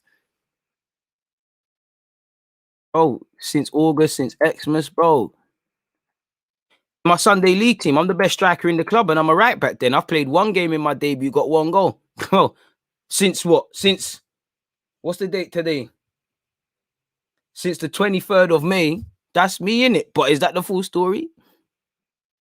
Every team has injuries, and you know, anyone that relies on, you know, it's a squad game. That's for the people above it. So again, everyone's had injuries, everyone's had a poor preseason. Liverpool have gone from looking like they're finishing 7th to 3rd. We know they got better players, but at some point, you know, you just need to stop. You just need to stop being nonsense. A man said, then dwell in your negativity, deluded. Might have to be, man. Might have to be, my guy. Might have to be.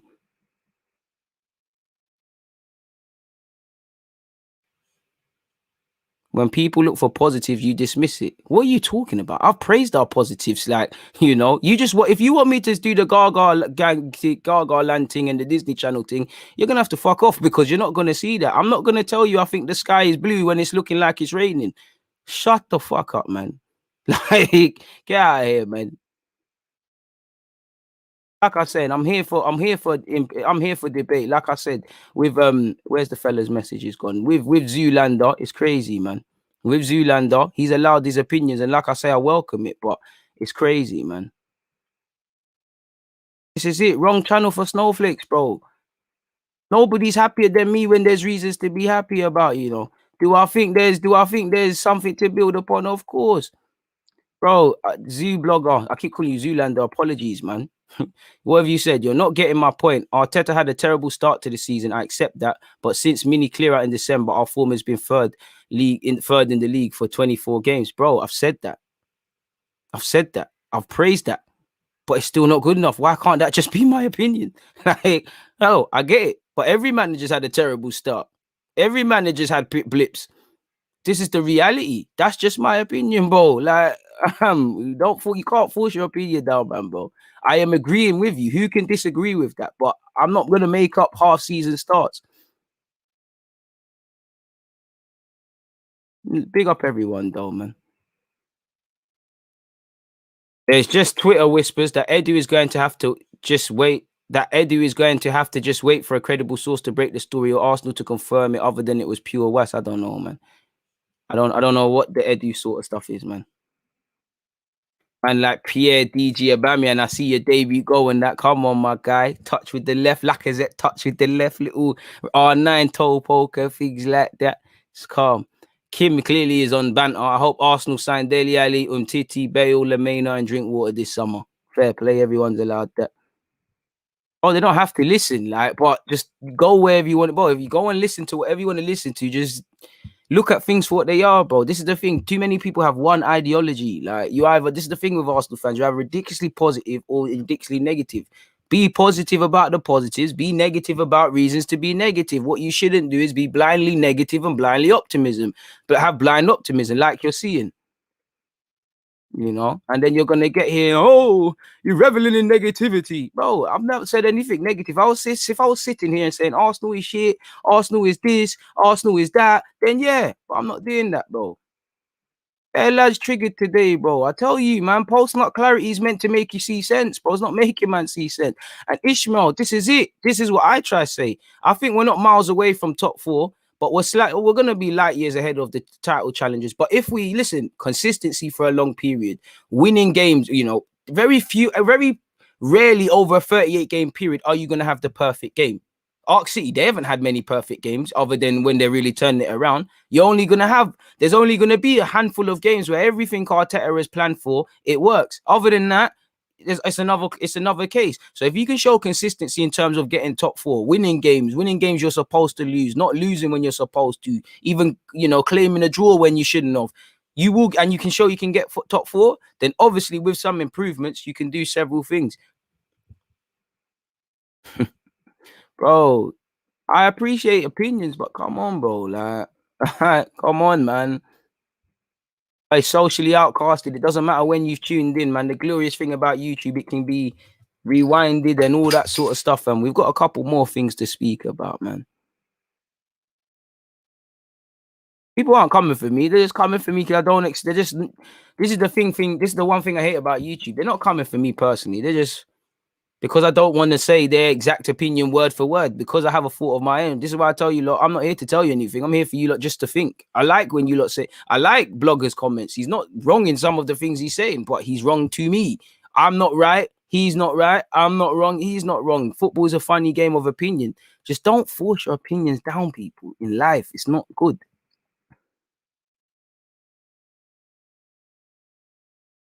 Bro, but dear, I appreciate you, but you're gonna have to scroll back, man. I'm not going over things. And half the season means nothing, bro. When you finish eighth, Arteta didn't come in halfway through this season, did he? You know, again, as much as I like Arteta and I'm actually wanting to get it right, I respect Pep's opinions. You know, you can state facts. Facts are we're eighth. Like, Facts are, we talking about Liverpool, they're ahead of us and they've been better than us. Like, those are also facts. But as I was saying, you know, we could, as much as I like Arteta and I'm fond of him, bro, you were 8th last year, you're 8th now. More points, whatever, you're 8th. That's it. You didn't take through mid-season, so we're 8th. And then we heard give him a full season last season, give him a full season, rightly so. He finished 8th. Give him a pre-season. So I'm expecting a real top 4 race. That's all, man.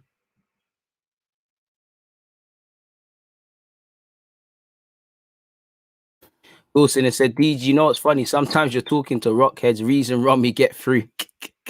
Don't try to convince them, bro. Your opinion is back with reason. That's all you need. But, bro, just drop some sense, bro. Like, it's when man just force it, bro.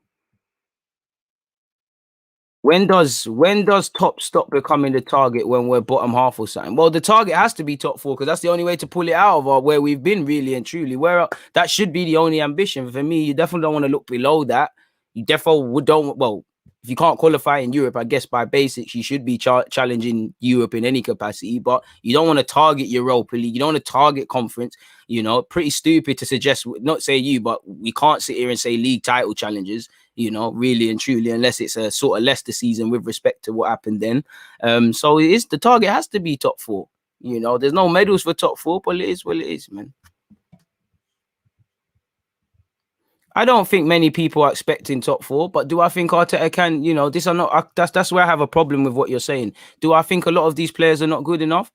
But do I think that everyone above them in the top 4 is in the top 4 because they're better players, because they've been better, and they've got better players? Not necessarily, because we've had chances to win games and we've dropped stupid points. And sometimes it's been because of several reasons, some of it with Arteta. So that doesn't really make sense. And the simple question I'd ask, do you honestly believe that we couldn't have put in more of a fight?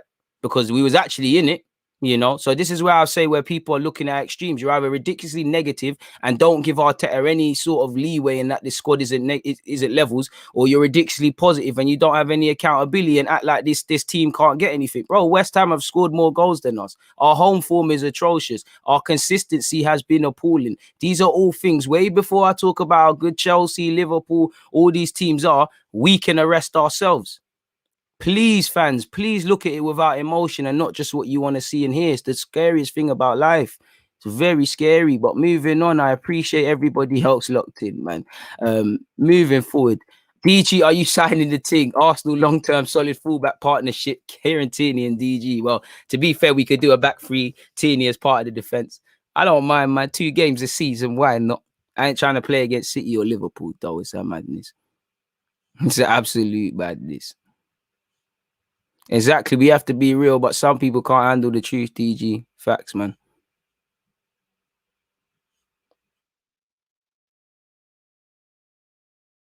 Bro, you don't see negativity from Liverpool and City fans. That's because their teams play for them. Negativity doesn't come from nowhere, and Arsenal's performances have created it.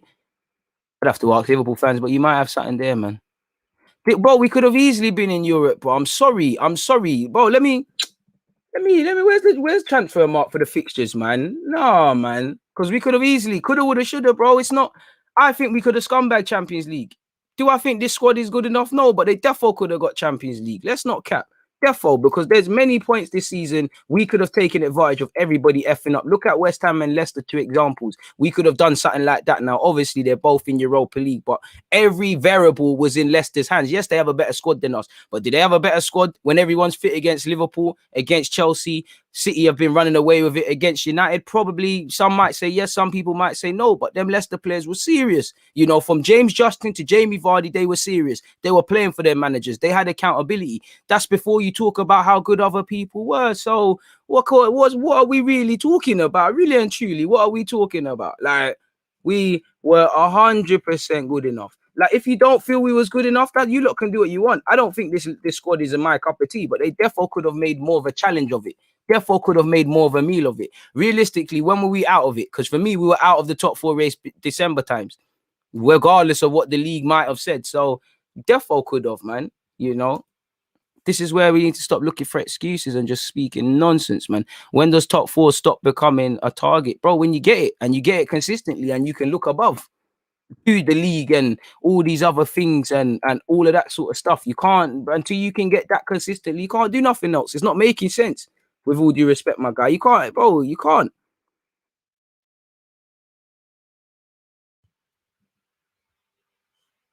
This is it. This is it. It was alive till then. This is it. So when at some point you have to take accountability, man.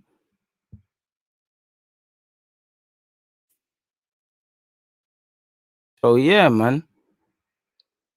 What's your opinion on Florentina striker? You know, I can't say his name. Vlahovic, the big guy, the solid guy. I like him. You know, I like him. I'm not wowed yet, if that makes sense. I haven't seen that because when I watch players, I like to be wowed, didn't it? Like before I scream, yeah, Arsenal sign. I can tell you he's a good player. I like how he plays with his back to go. I like his link-up play. But before I can scream, yeah, bring him in, bring him in, I need to be wowed. If someone else has been wowed, then I hear that in it. But I haven't seen that yet in his play, man. Inger said last summer, club had to sell players before signing new. Arteta had no money given to him. We can't blame him. Yo, and this is what I said. They left. I've said that at the start. They left him short. They short-handed him. You brought in, you know, he's a new manager. You brought in Partey without a target. But you know, on one hand, a good tradesman can only be as good as the tools he's got. But a good tradesman has to work it. Because when he was getting a tune out of Mustafi and all of these players this season as well, people weren't saying that. And this is where I said that is a factor. But then, you know, when we look beyond that, is that a reason for us losing certain games? I don't think it is. But it is a factor, man. I hate when we blame players. I blame the players more than Arteta, 100%. Because these players, Arteta shouldn't have to tell you much. These players should have a burning desire to make top four. It shouldn't matter. Beyond what Arteta is telling to do tactically, he shouldn't have to sit there and tell you things. And that's one thing I'll give Arteta. It's like he sat there.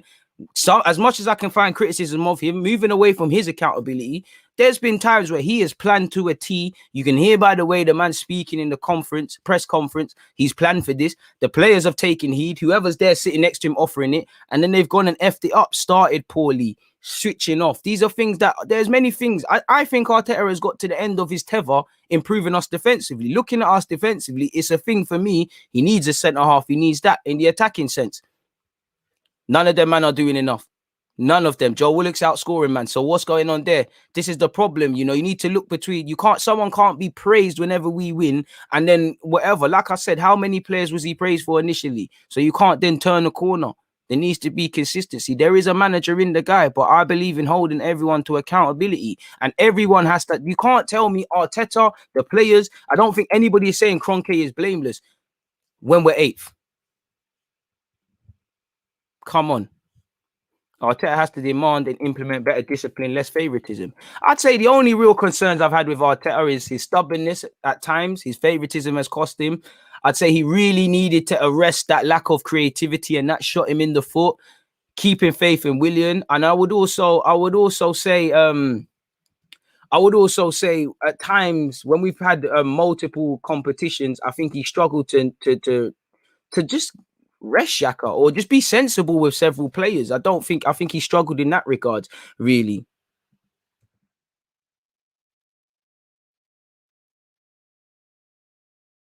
Following the, but like I said, if you gave me the Arteta's game management has been a mystery for greater parts this season. That's something him and the players can improve in. 100%, man. You can't blame Arteta. By the end of the day, he's a manager. He has a part to play, and this is it. If we won the league, if we got top 4, are you not going to praise the players, or is it all Arteta? And I don't want this to become an Arteta out campaign.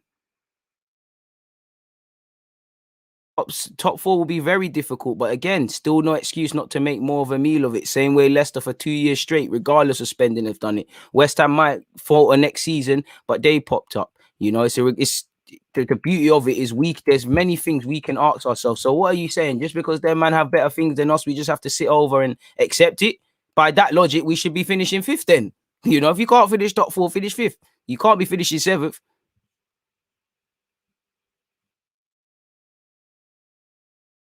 And I love the club as well, Bowie, man.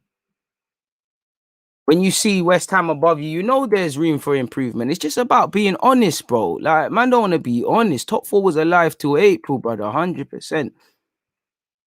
And let's not forget, Leicester had injuries. Mike, 100%. Them man, they had injuries.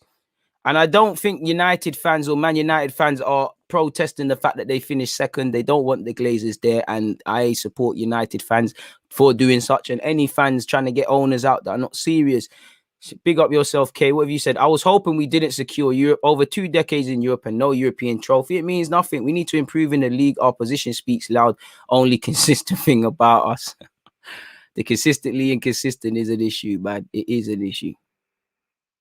And this is it. And for me, it's not just 6 points. I look at the double headers against Villa, the Wolves games, the inability to break down Crystal Palace at home. You know, Wolves, the red card played a part, but we didn't do all our jobs. There's many games where, of course, it might be 6 points because that gives the impression that we weren't good enough for 2 games over the 38-game calendar. So for 36 games, we were certified, right? Not saying you, Franklin, but that's what fans are doing with, right? Or from whatever period till whenever they edited the league title, we was perfect, right? They know more than me, man. They know more than me. And listen, I'm just a humble man with my opinions. My opinion isn't below or above anyone else's, but what I can, and you know, I like to look at evidence. I like to call a spade a spade. I don't like to lie to myself, and I think many fans are lying to themselves.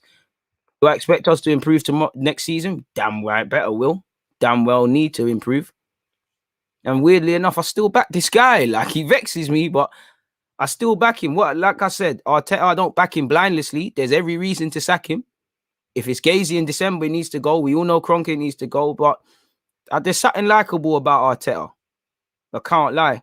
Like I said, if he left tomorrow, I'm not going to cry. If he stays, I'm backing him. I like the gaffer, but he just vexes me at times with some of the stuff. And like I said, if you're a parent, you love your son or daughter or whatever, but if you see them doing dumb stuff or not doing things that are sensible, you're onto them, aren't you, people? Anyone would. So let's look at this. We were 6 points off them, right? How many of these games were we amazing? How many, you know, there's a credibility in how you lose. How many times did any of these teams take the points from us? Fair enough, the Liverpool game was Kalam, but that was a write-off at the time. West Ham, Eddie saved us. We were perfect against Fulham, you know. City, we tried the thing in City. I'm prepared to write that one off. We had to turn it around in the second half against Sheffield United.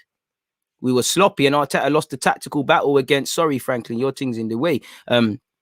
He lost the let me zoom in a bit. Is that zooming in enough? Yeah, here we go. He lost the oh, sorry, people. I've zoomed in on StreamYard as well, so can collapse. But yeah, we beat Fulham. Fair play. Willian did his thing. We needed Eddie to save us in that game. I'll write off the Liverpool game. We could have done things better, but you know, I'm prepared to just concede them teams there. They smacked us in it. Second half against Sheffield United. Fair enough. We lost against City. Lost the tactical battle against Leicester, Brendan Rodgers. United, we did our thing. Credit where due. Terrible performance. Again, we're just never in it. Was all calamity. I more blame the players for Aston Villa. You know, Leeds 0-0. Again, Pepe shot us in the foot. The tactics were a bit mad from Arteta, but we did what we needed to do. Wolves, Nuno beat him tactically. Spurs, Jose beat him tactically. You remember how they just sat back? Bellerin and Xhaka got picked apart. Partey was not fully fit for the game. So out of them so far, this is my point. Everyone has a part to play, people. Every damn person has a part to play in this thing. Everyone. As you can see, it's been a mixture. Sometimes players are going to Arteta is going to set us up perfectly. The players F it up. Sometimes it's going to be the other way around, people. But my point being, everyone is accountable because so far, I'm blaming the players more. The Leicester and Villa game, Leicester, Villa, Wolves, Dean Smith, because you lot can go through my YouTube count. Dean Smith, Brendan Rodgers, and Nuno, they beat Arteta tactically. The players were appalling as well in half of these games. But yeah, I think the players lost the game against City because they just had an inferior complex. To a degree, Liverpool the same. Spurs, that's on Arteta for me against Jose. So again, the players are playing. But so far, Dean Smith, Brendan Rodgers, Nuno and Jose, he's lost them battles. And especially, it's not even been from the start. It's been when they've changed things. Second, we were all on to Leicester at the Emirates. Brendan Rodgers, changed things. We didn't take heed of that. Dean Smith changed things. We didn't take heed of that. Spurs from the start, you could see what they were on. Wolves was a calamity for a variety of reasons. We let ourselves, the players let us down against Burnley, and we were just in a poor run of form, as they did against Southampton, switching off. But if I remember correctly, the formation, I'm sure Eddie Nketiah unnecessarily, he assisted, but started this game. That's where I'm on to him. Everton, again, I'm on. It's the both of them, because the players were switching off and they were undoubtedly poor. But then you look at it, you played against Yerry Mina and Michael Keane with Eddie Nketiah. Again, you're not picking the right personnel, and we were terrible. So far, Carlo. How many times have I said it's the players' faults? And I feel some of them, but I've said Arteta. My point being is not to just scapegoat Arteta or scapegoat the players, saying everyone's the effing to blame. Really, the whole season is a byproduct of not doing business in the summer, which is on the people above Arteta, and to a degree I do. So you get my point. This is what I mean about, you can say one variable is to blame more, which for me is the Kroenkes, but you can see the cocktail being made now, people, as to why the season's happened. Fair enough, we did our thing against Chelsea. Arteta, tactics spot on, players spot on. Did what we needed to do against Brighton. Did what we needed to do against West Brom. Then we're back here. I don't necessarily think this was on Arteta. It's mainly our inability to break down low blocks. The only thing I could say with Arteta is what I've been saying all season, in that creativity, not getting the best out of our front line, is on him. But the players didn't really fashion much. We beat Newcastle, we did our thing. But even that, the game started opening up in the second half because they had us. Again, we struggled to break down low blocks. Good result against Southampton, credit where due. We could have won the game against United. We could have lost. End of the day, we took 4 points off United. Credit where due. Everybody involved did their thing. Once again, VAR played a major point, but we was only amazing for 20 minutes and did nothing against Wolves. Terrible day for everyone. I'd say more the players than anything. Once again, Arteta's tactics against Aston Villa then came into play. Arteta got his tactics spot on against Leeds, in my opinion. Once again, I swear Arsenal versus City was the game. Rob Holding let Sterling score and we started slow. Once again, I blame the players, because, again, you need to start strong. We came back from behind. Players stood up to be counted. Arteta, cool. Burnley, we weren't at it. Spurs, we did our thing. West Ham, I'll discount everything because that was just a crazy game. And we showed fight, heart and determination. Liverpool, terrible day for everybody. We did what we needed to do against Sheffield. Terrible day again. I said how many times did I say I'm in the build up to these games? When we buck Fulham, it's going to be a different Fulham, and they showed it, Again, I'm more onto the players against Fulham and the players against Everton, because Everton tried really hard to F it up in that game. Did what we needed to do against Newcastle, West Brom, tactics spot on against Chelsea. People can sit here and say how poor Chelsea were. Arsenal, we can't take heed of that. It's a strong end to the season, without a doubt, when there's been no real pressure on us. No real pressure. But again, man, sit here and say 6 points. That's again, I don't do the ifs buts thing, but we tried so hard to lose that. Everton tried their best to draw that with us. Even Carlos said we lost that. We had to thank our goalkeeper for somehow playing well in the corner, which led to Eddie scoring. Eddie saved our bacon here. I'm not so much looking at the top games, but if you started and finished better, that could have been 3 points. This could have been 3 points. Suddenly you're on 6. Do you get it? The West Ham game was crazy, but we started very poorly. We showed fight to get back in it. Where is that? That's 2 points dropped. That's 8 points. Again, my maths is poor, but so I'm not going to keep counting. But again, the Burnley draw, did we, stupid points. Sometimes we've started strong, ended slow. Sometimes we've started slow, ended strong. Sometimes, whether we've won, lost or drawn, the consistencies have been there in being inconsistent. I don't really want to focus on the City games and things, because to me, they're write-offs. But again, Villa twice, Wolves, the reverse fixture against Southampton.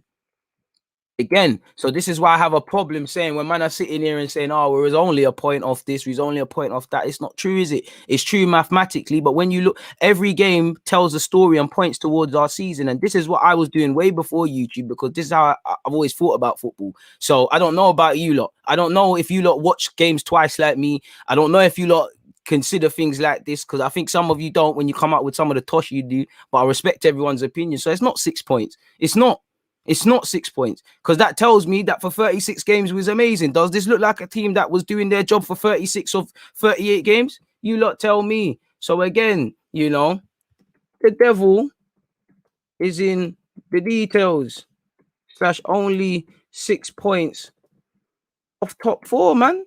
It's all what you want to see. And for me, I see that as building blocks. And this is what I'm saying as well. If we quickly go back over there, people, how many of these games that we lost, focusing on the L's now, how many of these losses, people, would you say, yo, they earned it? Liverpool never cut us up. We was timid. City never cut us up. We gave them that, as great as they were. And again, I'm not trying to focus on the top games. Leicester, we didn't take heed of what we needed to take heed. You know, terrible day against Wolves, in amongst a terrible patch for us as well since that United win, which should have been the platform. The players should have seen that as a platform. And this is where I'm saying Arteta can only say so much. The players should be thinking, yo, from August to the end of the season, to December, from December to February, from February to May, or saying things like, all right, cool, we got Fulham first day of the season. Them and West Ham, 6 points. Liverpool, we try a thing. If it doesn't happen, back to business against Sheffield. Then we got City. Let's try a thing. We do what we need to do against Leicester. We try a thing. All right, the United games come. We ain't won there in X amount of years. We're making sure we win that. Then you sit there and you say, that's a passage to build upon. That should have fueled you lot. But again, you can see how inconsistent we are. The same Arsenal that did a thing against United, whether they were poor at that time, then started effing up in other games. This is where I don't think Arteta can give them talks, you know, because this is what I mean when the hard graft, when the things when you don't want to be there, when you've got the Premier League sandwiched in between Europe and things, when you don't want to play in this competition, in all these comps, when I'm sure some of you would like to be with your families and it's cold and the games are coming thick and fast and you're getting kicked left, right, and center. This is the moments I need to see the players specifically, not Arteta, because this is the period where anything Arteta has told you lot should be taking heed and using it to drive you. This is what I've said. Some of these players that have been here for been part of this club will be failing for a minute now. They should be, when they're in this period, people, they should be using that to fuel them. So again, you're seeing the picture. So again, like you can see, Aston Villa was terrible. You can't tell me we stood up to be counted and they earned them points. They won it. But did they take them points over our dead body, or did we just go, I take it? Like half of the losses we have.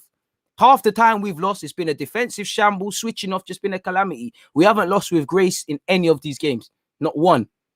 Fair enough. We'll take a draw against Leeds personally because, you know, that's been a hard ground to go to. 10 men is a different game. Alioski, Pepe, it happens in it. It is what it is. Burnley, shot ourselves in the foot. Spurs, shot ourselves in the foot. Everton, shot ourselves in the foot. Southampton, shot ourselves in the foot. More foot shots against Palace.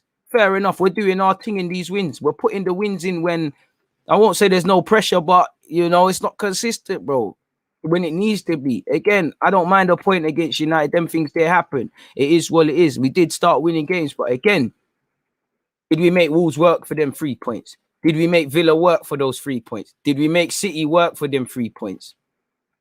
Did we make Liverpool work for them 3 points? You know, I remember that game specifically. We handed those 3 goals to Liverpool. Just because Liverpool are better side than us doesn't mean we don't make things tough. We've seen better. We're better than a couple teams that have taken points off Liverpool. Belief is half the job.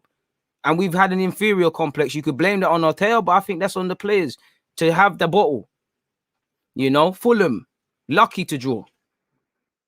You know, and then we finished the season wrong. So this is what I'm saying. When you lot say, you can blame Arteta. No, it's all Arteta. It's all the players. It's all this. It's all that. It's everyone. Everyone's played a fucking part in this, people. So stop doing it's just Arteta, it's just the players. Unless you just want to blame Kroenke, then I'm all on that. We're all in this together. We win, lose, and draw this bloody thing together. If we are to get back in the top 4 or get into Champions League and do all of those things, it's not just going to be just because Arteta or just the players or just this or just that. It's every bloody person connected to this club. So you lot, please stop the nonsense. Please. I respect your opinions, but please. This is why I have a tough time, because people are just on this agenda's BS and it's not getting anywhere. It's not helping anyone. So everyone is accountable, you know. Everyone is accountable, man. Every bloody person connected to this team is accountable to this nonsense. We do need to focus on the league and strengthening the squad. We have fallen behind. We're not falling, we've fallen behind, man. Fallen behind. On a positive note, shout out to Zed Blogger. Hey, he's my guy. You're still my guy, and he's my guy, people. I don't want you to think something of mine, man, just because he has a different opinion. I welcome these things. In hindsight, do you think we should have focused on the league over Europa? Focus on them both, man. I know it's easier said than done, but man, I have to focus on both of them, in my opinion. Like, you have to focus on both of them.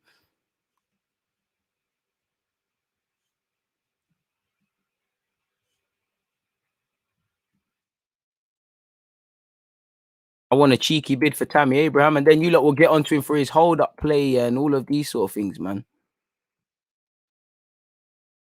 Oh, so we only lost because of a Leno error, yeah? We only lost because of a Leno error. So that goal that came, we only lost because of a Leno error, yeah? That might have been the difference maker, but what else did we do? Why didn't we score?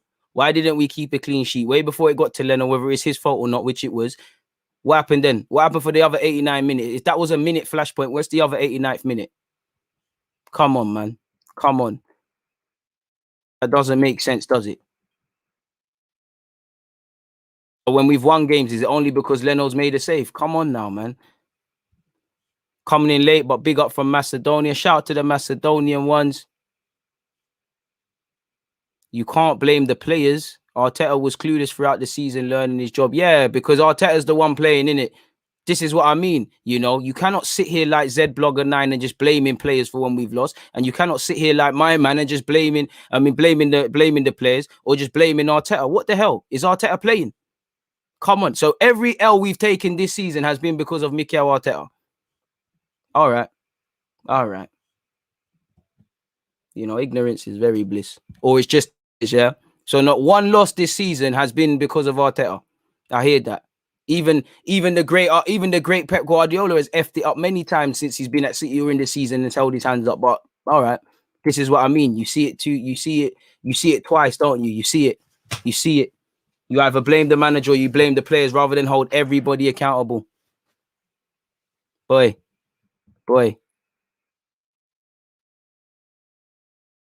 And they love doing this shoulda, woulda, coulda stuff. The referee flashpoints, of course, we know VAR has shagged us, but you've all played Sunday League. You're told play to the whistle. Has VAR been the reason we haven't won games? You know, it turned the tide against Wolves, but moved away from that isolated incidents. But there's about 10 games we're crying about referee decisions. I'm not saying we're wrong, but are we going to sit here and console ourselves with that? Or are we going to wake up and smell the coffee that everyone's against us? So we need to all be together and we need to push like we've never ever pushed before.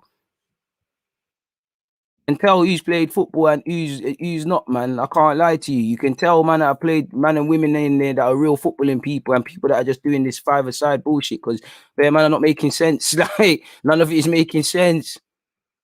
Come on, man. Come on, man. And this is it tomorrow. That's a fair point. I don't agree, DG. If players don't trust your tactics, they can't perform. Ferguson made average players do great things. He's not good enough. Yes, players can be better, but he's not good enough. You can think he's not been better, but at the same time, how many great results has Arteta pulled off? I won't say they don't trust his tactics because he's gone to Chelsea twice and done a thing. You know, let's be serious. And he's done what he needed to do in the FA Cup. It's a thing where maybe that's true. Maybe Arteta needs to keep all of this tactic stuff he wants to do, maybe dumb it down. I think sometimes he does suffer a bit of what Emre suffered with, is that he thinks about the opposition a bit too much. But you can't just sit here and say it's just Arteta or it's just the players, man. Come on. You can have more blame for someone else than the others, but come on, man. But Francis, at least you're real with it. Honestly, I love to lie to myself. Shameless FC on to the next year. At least you're cool with that. At least you're cool with that.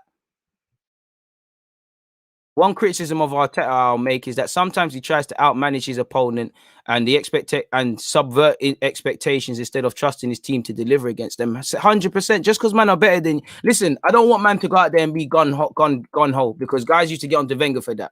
I like how he likes to think about the opposition, but at some point you need to offer problems. And when we played like how we played against Chelsea at the Emirates, or even in incidences, but take it to them, man. There, like football isn't one on paper.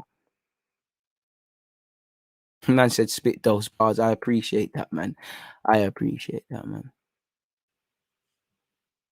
Oh, shoulda, woulda, coulda. And this is it. It's 38 games. Some days we fight like warriors. Some days we fight like sissies. If I'm honest, I'll edit your sentence. Some days we're just careless. That mentality should change first, and that's on Arteta. But I don't think it's on Arteta. I think Arteta has given you the mad meetings and all of those things. There's only so much water he can bring to the table before you have to say, I'm drinking it. You know, you look at Liverpool, you look at City, beyond being better. You don't have to tell Liverpool and City players the ramifications for winning, losing, or drawing. Too many guys at Arsenal want their hands held. And this is it. You have to look at the bigger picture, man. This is it. This is it. I wouldn't say I'm rattled.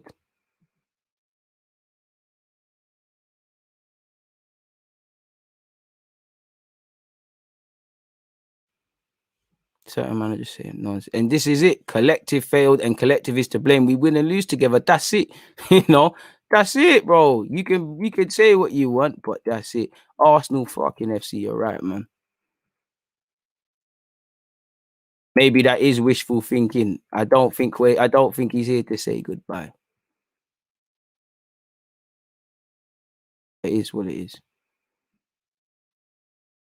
You need basic belief, man. Everyone needs to believe, man.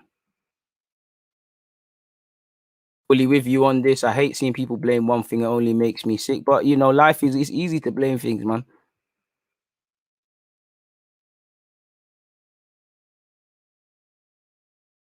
And Arteta's problem isn't the big games for me. It's the smaller ones now because, like I said, them games are not too frequent. It's what you're doing against. I'm not trying to call anyone smaller clubs, but it's how you're playing against the smaller teams where you need to show mad things. And this is it. It's a combo of the pair, and fundamentally, it's also a mixture of the man at the top, man. And Arteta's subs have been dead 9 times out of 10. But then you look at Crystal Palace. He brought on 2 subs and they were involved in the game, man. And this is it. Everyone blames one person, but they failed to understand Arsenal's values, winning through harmony. A lot of fans do need more balance in their assessments, but it is what it is, man. Oh, what is that? What do you make of Julian versus Turkish? Interesting, right? What are you talking about, Ramis? With respect, I don't know what you're on about. So it's clear, GG, you want to get, but I'm behind anyone that manages Arsenal. You lot remember, the only time I said Emre needs to go in the week he had. I can disagree with a lot of what the manager's saying. Why wouldn't I want this guy to get it right? I want to sit here and look and say, yo, last year, this year, this was a mad year, but now we've gone far. I like how he's locked down the games with the top 6. He just needs to marry things. You know, I'm behind Arteta, just like I'm behind even all of these players. As there's some players I think should never play for this club. The minute they step on that pitch wearing the shirt, they get my support. It's make or break for everyone. It's been make or break. You know, for Arteta, if you're still doing this shenanigans, I'm not saying sacking a manager changes anything, but someone's got to pay for it, and it will probably be your head come August. I mean, come December. So from August, we need to be serious, man. So it is what it is.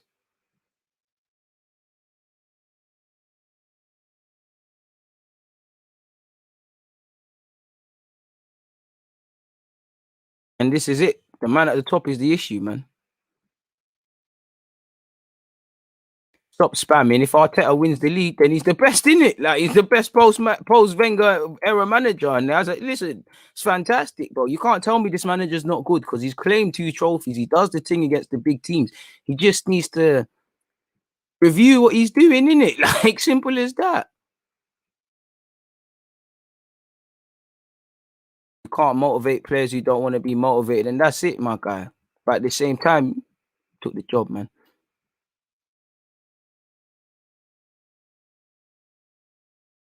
Results against the big team are based on conservative tactics and sitting back. That's not a true reflection of how we want to move forward. Dominic, 100%, you know, I don't want to go into every game and sit back because it's not a thing like that. Bro, if all fans want is the Kroenkes back their chat, there'd be no reason to scream Kroenke out and these sort of things. If they backed the chat and invested and did what they needed to do, there'll be no way for it. No need for it, sorry. Equal blame. I blame Kroenke for everything. And then I blame the players and then I blame Arteta. But at the same time, do I feel right saying the players then Arteta? Because they're probably the same level.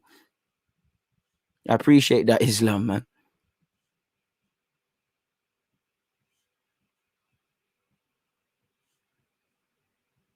And this is it, blogger, man. This is what I think Arteta has to. I think one thing that shagged Arteta is, I won't go as far as to say more trust in players, but I just think, like you said, in the smaller games, he's kind of not thought individual brilliance is going to fix things, but just thought everything would work themselves out. And I don't think you can afford to do that. And especially being a City man or ex-City man, you've seen the smaller clubs try and move to you. Like there's been, what was it? I remember there was a game, either last season or 2 seasons ago, where I think Newcastle played City and City won, but Newcastle worked them. Shelby was playing, they worked them, and I'm sure Arteta was on the dugout, so you can see it. You know, you have to. There's no small games, and like you said, there is a benefit in right now. We need a squad because when people get injured, you see it. But there's a benefit in playing the same old players, letting centre halves, fullbacks, and wingers build up a relationship and a rapport between each other, sort of thing. We're at 308 likes, people. There's 430 of you locked in. Please make sure that's reflected in the like buttons, people. So you're right on that, man. Ah, Zoo, you're killing me, man. You're killing me today, bro.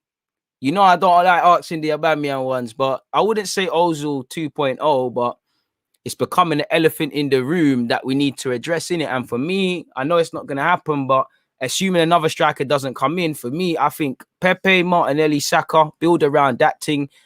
Aubameyang, if he's not scoring goals or if he's scoring goals not to that standard, him and Aubameyang can be utilised. Obviously, the young Balogun, but primarily in some capacity, I'd say them three with Smith Rowe, we've got to look to be doing their thing, man. And that's what's frustrating, Arsenal Queen, because like you said, as bad as this season has been, DG, a couple more wins against dead up like Burnley, Everton, we would have been fourth. That's the most frustrating thing. That's the only frustrating thing for me, because no matter how much teams are better than us, this manager, that manager, the variables have been in, the aces have been in our control. They've been in our hands, and we've just messed it up personally. That's what's frustrating. But it is what it is, man.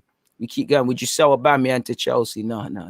Because knowing Tuchel's bookie, start getting him playing mad again, and he'll probably come score a hat-trick against us and whatnot, man. So I would say no. But obviously, what else have we got to speak about, people? You know, because we've gone left with a lot of what we're chatting about. But I love it, people. I love it with you guys, man. Let me make a next time stamp. We're speaking about Buendia in a sec.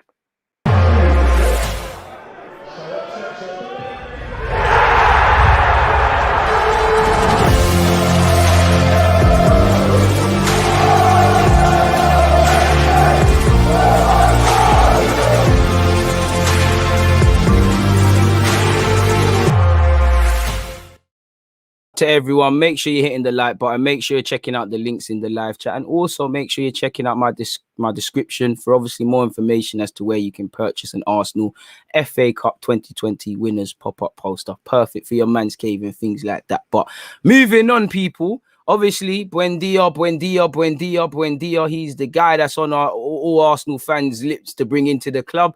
Apparently, this is courtesy of The Athletic. He's expected to leave Norwich with Arsenal and Aston Villa keeping tabs. Apparently, now the domestic season is over, teams in Europe's top divisions are actually looking at him, and apparently it says it somewhere here. When he got called up to the Argentina side, there was an inquiry made. So, you know, let's read the relevant parts. Here we have it, people. The 24-year-old attacking midfielder is subjected to a well-documented interest from teams such as Arsenal and Aston Villa. And it is not only English sides who have their eye on Buendia. A major continental outfit are believed to have inquired last week following his maiden call up to the Argentina senior squad. It is all the makings of a classic tug of war as Norwich seek to keep the creator at Carroll Road and suitors attempt to price him away. But on this occasion, that probably won't be the case. The Athletic understands that Buendia and his employers accept this is the right time for him to take the next step in his career, and the expectation is that he will depart in the upcoming market. It will require a fee, people, and this is probably which kind of makes it gazy for us. It will require a fee of more than 40 million, and some of the proceeds must go to Getafe. As you not know, that's the club that Norwich signed him from 1.5 million, quite the profit. And there's also a sell-on clause, obviously. But when his age profile, statistics, and experience of English football are taken into consideration and compared to those other potential signings, it seems to represent decent value for money, in which I 100% agree with, man. I 100% agree with that. For me, I think there's a lot to come from Buendia. I think obviously he primarily plays off the right for Norwich from what I see. So that could, you know, you could have a front three of Lacazette, Aubameyang, Saka, Martinelli, Buendia off that. You could, you know, you could have a reality in which if Odegaard returned in some capacity to go with Smith Rowe and Buendia, you could force them all into the lineup. For me, Buendia is a no-brainer because while he might be playing inverted off that right, can excel in the 10 as he's done. I think long term, he's 24. I think in a year, 18 months, if Arteta really works with him, I think he can do the Santi role. Because I think, yeah, don't get it twisted. I like that he scores goals in the championship. Obviously, championship tax, it might not all happen. I like that he scores goals and stuff, but and I like his technical ability and things like that. And I like his technical ability, but for me, it's what I see with my eyes. And I'm not a stats man, but not necessarily goals and assists. I haven't got it to hand, but it's the underlining statistics for me with Buendia, chances created, and all of those similar sort of stats. That's what I want to see, because you don't see too many of them Arsenal players with things like that. So the underlining stats for me is why I want Buendia. And like I said, I think he can play that Santi role long term. Obviously, 40 million may be a bit steep, but I think it can be done. Do I see us spending 40 million on him? Getting a next midfielder, bringing a centre-half and a right-back, we'll have to see. Neither Norwich nor Buendia wants the situation running into next season, but they are in no rush and know their options should increase once admirers clarify their recruitment ideas and budget. So obviously, everyone's dotting I's and crossing T's in relation to what they want to do. Again, he's been called up to the Argentina squad. I'd imagine he's going to the Copa America. So does he want it sorted before or after? Obviously, we're going to have to react to that if we are to react to that. Apparently, the Arsenal technical director, Edu, and manager Mikel Arteta think highly of the Championship Player of the Year and could take it further if they do not land their first choice target in Martin Odegaard. That position is among Arsenal's priorities, as has been a right centre-back. Yeah, we're getting a right centre-back. Apparently, we want Sevilla's Jules Koundé, bro. I've told you, like, him and Tuchemani, one's gone to Monaco, one's gone to Sevilla. They were there at Bordeaux for the taking. You move, or you get in a situation like this where Man United want him, and Man United could definitely pay the 50 million, and Man United have Champions League next season. You're kind of begging him to come, really. Apparently, we want Jules Koundé, but may struggle to attract the 22-year-old Frenchman who will cost 50 million and is likely to want Champions League football. I know he's got a little injury, so I'm not sure on that. Apparently, Buendia is also a candidate for Aston Villa as they look to strengthen in forward areas after Trezeguet suffered a serious knee injury last month and Ross Barkley's loan spell came to an end. Villa have watched Buendia closely and are familiar with buying talents who have shone in the second tier, although it's unclear if Buendia will be their final pick. Whoever that proves, the intention at Villa Park is for them to play alongside Grealish rather than replace him. To be fair, that could be that, really, but I think, you know, we can get Buendia if the club want to get Buendia, really and truly. If we want him, he's obtainable, is what it sounds like, in my opinion. So, yeah, man, that's that on Buendia. What else have we got? We got to talk about Mr. Vieira. Patrick Vieira has spoken, people. Let's get that one sorted. Let's get into Patrick Vieira. Sorry, folks. Patrick Vieira, we've got him up here. Where is it? That's... Yeah, we're not going to bother with the Basuma one. As you lot see here, people, Arsenal have lost their identity. It's very sad to see. They deserve so much better than this. Arsenal Gunners legend Patrick Vieira makes stunning intervention as he backs Daniel X 1.8 billion takeover and reveals his dismay at his old club's decline. I'm just going to scroll through until I see exactly what Patrick Vieira has said. I'm not interested in these lots 2 pence on it. After the time that I spent with Daniel, I personally believe it's time for a change of ownership, and I believe he is the right person to bring happiness back to this football club, says Vieira. And obviously this follows Vieira's former teammates Dennis Bergkamp and obviously Thierry Henry speaking about such. Some fans might be guarded, wondering if these sorry, people, like I said, we're going to keep scrolling to specifically what Vieira has said. We haven't talked about ourselves. What's happening to this club at the moment is bigger than Dennis, Thierry, or myself. We are concerned about how we can help Daniel because we strongly believe he can take it to a different level.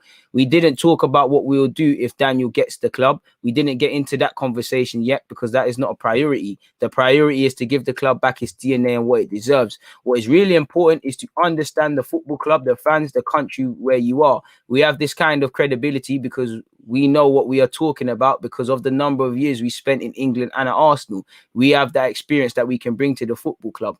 When you look at Dennis, Thierry, and myself, we spent a lot of years at this club. To be fair with you, I hear that, but I would like you lot to... I agree with everything, but I would like your roles to be clarified because when I look at Thierry and Bergkamp, not Thierry and Vieira, you lot love the club, but I'm old enough to remember every year you're linked with United and you was going to go to Madrid. My point being is that when it's time to act within self-interest, whether you love the club or not, you show no mercy in that regards. I'm really the same. So I would like to know what specific roles you're going to be. Are you lot just trying to get this deal done and you lot going to go back to whatever you're doing?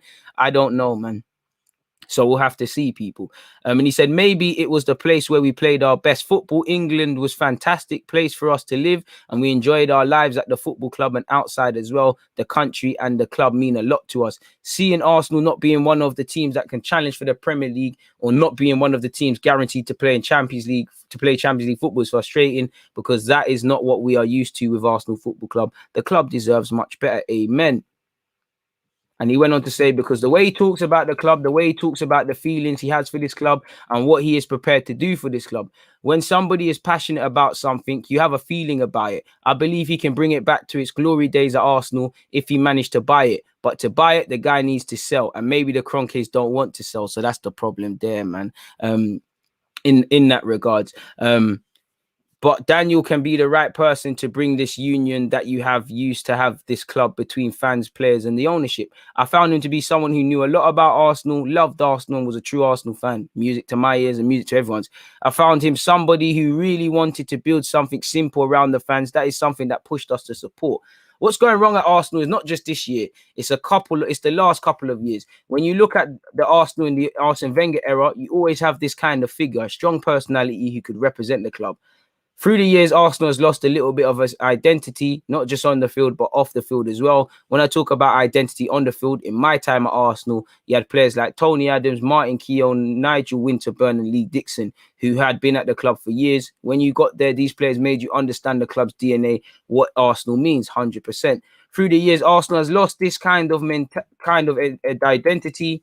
People now realize that in losing Arsene, they lost more than a manager or a coach. Arsene had a massive impact on Arsenal in every department. Since he left in 2018, maybe there wasn't the right people to fill at those positions that Arsene was doing.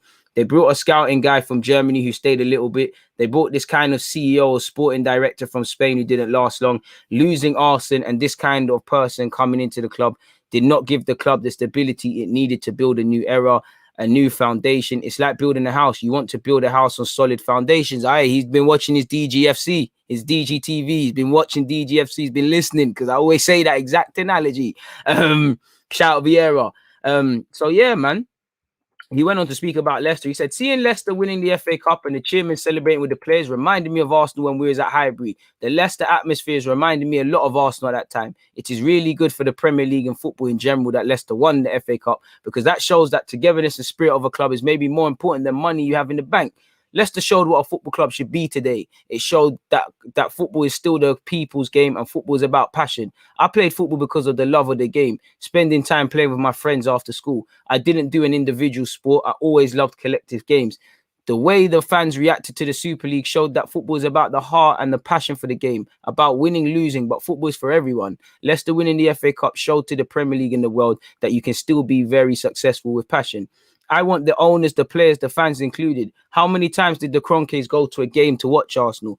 I don't have the answer, but that is a question I would like to know. How many times have they been to see the players? How many times have they met their fans? The answer will tell you how big a gap is between them and the fans, and you can answer that himself.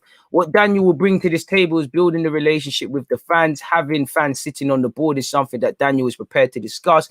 Having fans understand that they are part of what Daniel will try to build is really important. The fans will be part of this club. That is something that has been a priority. When you look at Arsenal in the last couple of years, the gap that exists between the Kroenkes and the fans and the players, that is something really difficult in a club.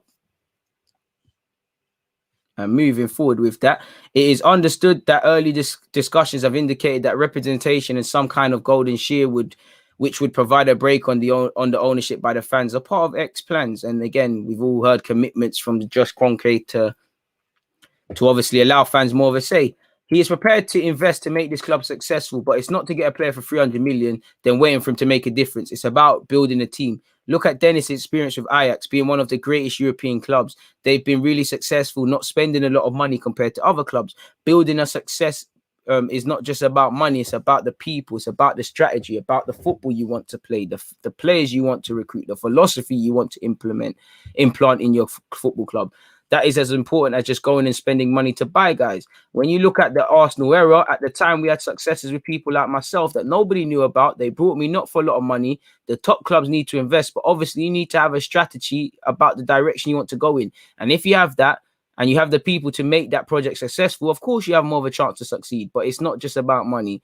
Arsenal showed that in the past. And when you have seen Leicester winning the cup, if you want to win the Premier League, you need to spend money, but you need to have a plan, a strategy, and a philosophy that will be as important as the money at a successful club. 100%. What else have we got of meaning, man? We spoke about the violence. I'm not going to go over that. He then bigged up Wenger again. So we can get it, people. We're getting where he's coming from. As he said here, when you're talking about buying a football club for billions, it will take time to make a deal or to negotiate. But what I know is that Daniel is here for the long term, is going to wait, and is prepared to wait the time it takes to purchase the football club. Hopefully that is facts and that does happen. So that's that really and truly, people. What a great one that is. Let's hope there's some success in that regard. Big up yourself, Andrew. I appreciate that, man. Of course, I'm still alive, man. He is spitting. Appreciate that, man. Sort your mods out, DJ. I'm constantly getting blocked every video for making pro Arteta statements. If you're making pro Arteta statements, then there's nothing wrong with that. If you're spamming or doing something mad, then the moderators are probably going to get you out of there. Do not block anyone for their opinions. Do block people for spamming. Please block people for spamming. Any nonsense has to get eradicated there and quickly, people. We have not got time for that. We're at 404 likes. There's 430 locked in. 439 likes. Can we keep that moving, people? Can we keep that moving? So, BUENDIA, there's that. You know, Vieira, you got to scroll down. What have we got to speak about here? Bold. I'm gonna leave Bellerin drinking for tomorrow, people, because I've actually got to go in a sec. But let's get into that. And that's it. Francis is pro. So again, you must be doing something mad. Like you must just be peeing them off. So I trust my moderators, man. You must be peeing them off. I'm not gonna sit here and cap with you, man. But moving forward, people, let me delete this BUENDIA Tosh. Delete that. And then Bold, courtesy of The Athletic, as you lot know, Bold's been a player, he's been an assistant manager, he's been a coach, he's been in and around the squad, people. So let's see what Steve Bold has had to say in that regard.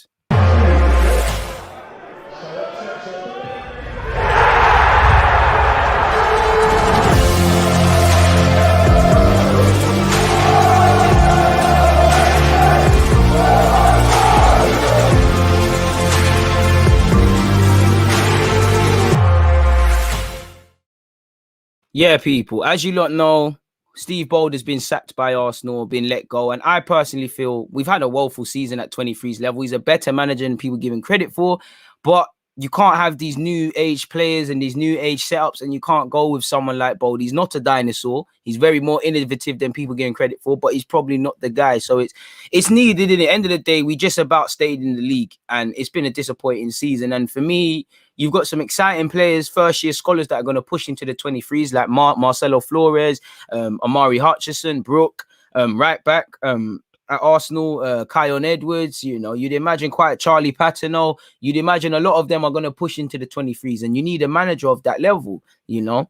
And I think it's just part of restructuring. It's needed, people, end of the day. So as you lot can see here, people, Steve Bold's been sacked. It doesn't say anything specific. It just says it's been a poor season. We know we finished 10th in the under-23s league this season, and you know, I don't really think players are developing under Bold as fast as they could, and I don't really think he's the guy, people. As we lot know, he's been there since 2019 for his second stint, after 7 years as a first team coach. There's been no specific reasons given, but a parting of ways feels pertinent, whatever word that means, to the friction between the old and new methodology that echoes the changes in approach to scouting recently. So maybe it's just an occupational change, really and truly, with Steve Bold being gone.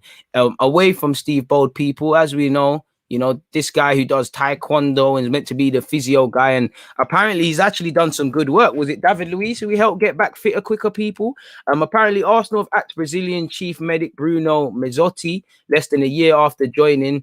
And this follows obviously Steve Broad leaving. The two are not interlapped in that. I think Arsenal, along with that, you know, that Tim Lewis guy and the Richard Garlick, they're probably going through and saying, where can we save money, who's needed and who's not needed. So maybe there's going to be another reshuffle in what we're doing with the medical team. I would like to see that because I'm no medical man, but somebody signed off David Luiz to return quicker than usual, played him against Newcastle, and then he was out of Villarreal.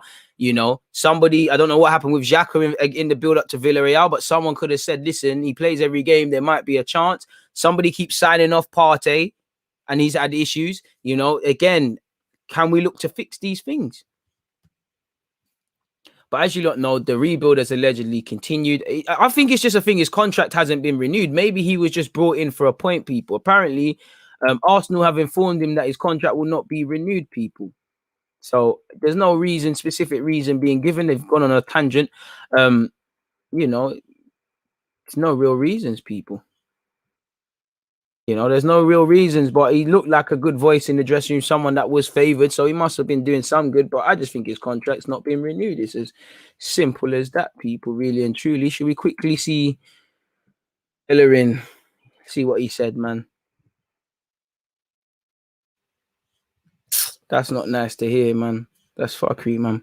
You never like hearing that somebody's, you know, had to turn to the bees and that. Like, and Bellerin's a smart guy. And I know him being vegan, maybe alcohol isn't the best thing to consume. But anyways, Arsenal star Hector Bellerin reveals he turned to booze after being out for 9 months injured as a way of coping. And again, mental health is a massive thing, you know. This is why I say we have to be careful when you're relating injuries to a lifestyle choices or letting your opinions of the footballer now become your opinions of the man. Just like, and at the end of the day, you never know what people are fighting behind closed doors, and you know it's the physical wounds heal, it's the mental scars, really and truly. But let's see what he said. Hector Bellerin has revealed he turned to booze as he struggled to deal with injury hell, people. Let's see exactly what he said, man. The 26-year-old is much loved by the Arsenal faithful, but they've hardly got to see him in action over recent years. Okay, I hear that. Back in 2019, he ruptured his cruciate ligament and was then blighted by hamstring injuries after his return. I haven't seen anything of late, but apparently here it goes. It was the first time that I got injured like that, and I had friends and teammates that had gone through it before. I had my family next to me, but I didn't exactly know what was going to happen to me. I started talking about an experience when I came back and I wasn't really training. I started going out a lot. I started drinking and all this stuff. And, you know, for a footballer, that's not what you're supposed to say, but it's the truth. So maybe, you know, man, he clearly became disillusioned with life. And I don't know. That doesn't tell me like he's necessarily being alcoholic. That's just telling me you're going out all the time and making lifestyle, just being a bit reckless, not trying to face up to the reality, people. But I like this from Bellerin because it's real life. You would think a 26-year-old with businesses playing for Arsenal, arguably not all the time playing for Arsenal, has got everything right with him. But again, is what it is. He said, we have our issues, we have our mental health problems, and when football, which is basically identity, gets taken out of you, we find it difficult. And that's true. You know, and that's why I think footballers need things away from football as much as, you know, even me, I'm here talking for 2 hours on football. You need things away from football, people. You know, it's going to get a bit mad for you. So it's unfortunate that he's had to go through that, really and truly. That's quite upsetting, really, that he's had to do that. I just wish there was some more specifics on that regards, but it is what it is, people. It really is what it is in that regards, man. Come on. I would love Lamptey or Aarons to replace Hector Bellerin 100%. But I can't lie, people. Make sure you're hitting the like button. We've been here for over 2 hours. It's a delayed lunch for me. What's the time? It's almost 2 o'clock. It's a delayed lunch. I'm going to get lunch. I'll be back again with Curtis Shaw at 11:30 a.m. if I'm right. I haven't set it up, so just make sure you're there. 11:30 UK time. Set your times up. And then, yeah, man, content galore. Content don't stop, people. On that note, though, people, DG, I'm out. I'm going to leave you with a sponsor again.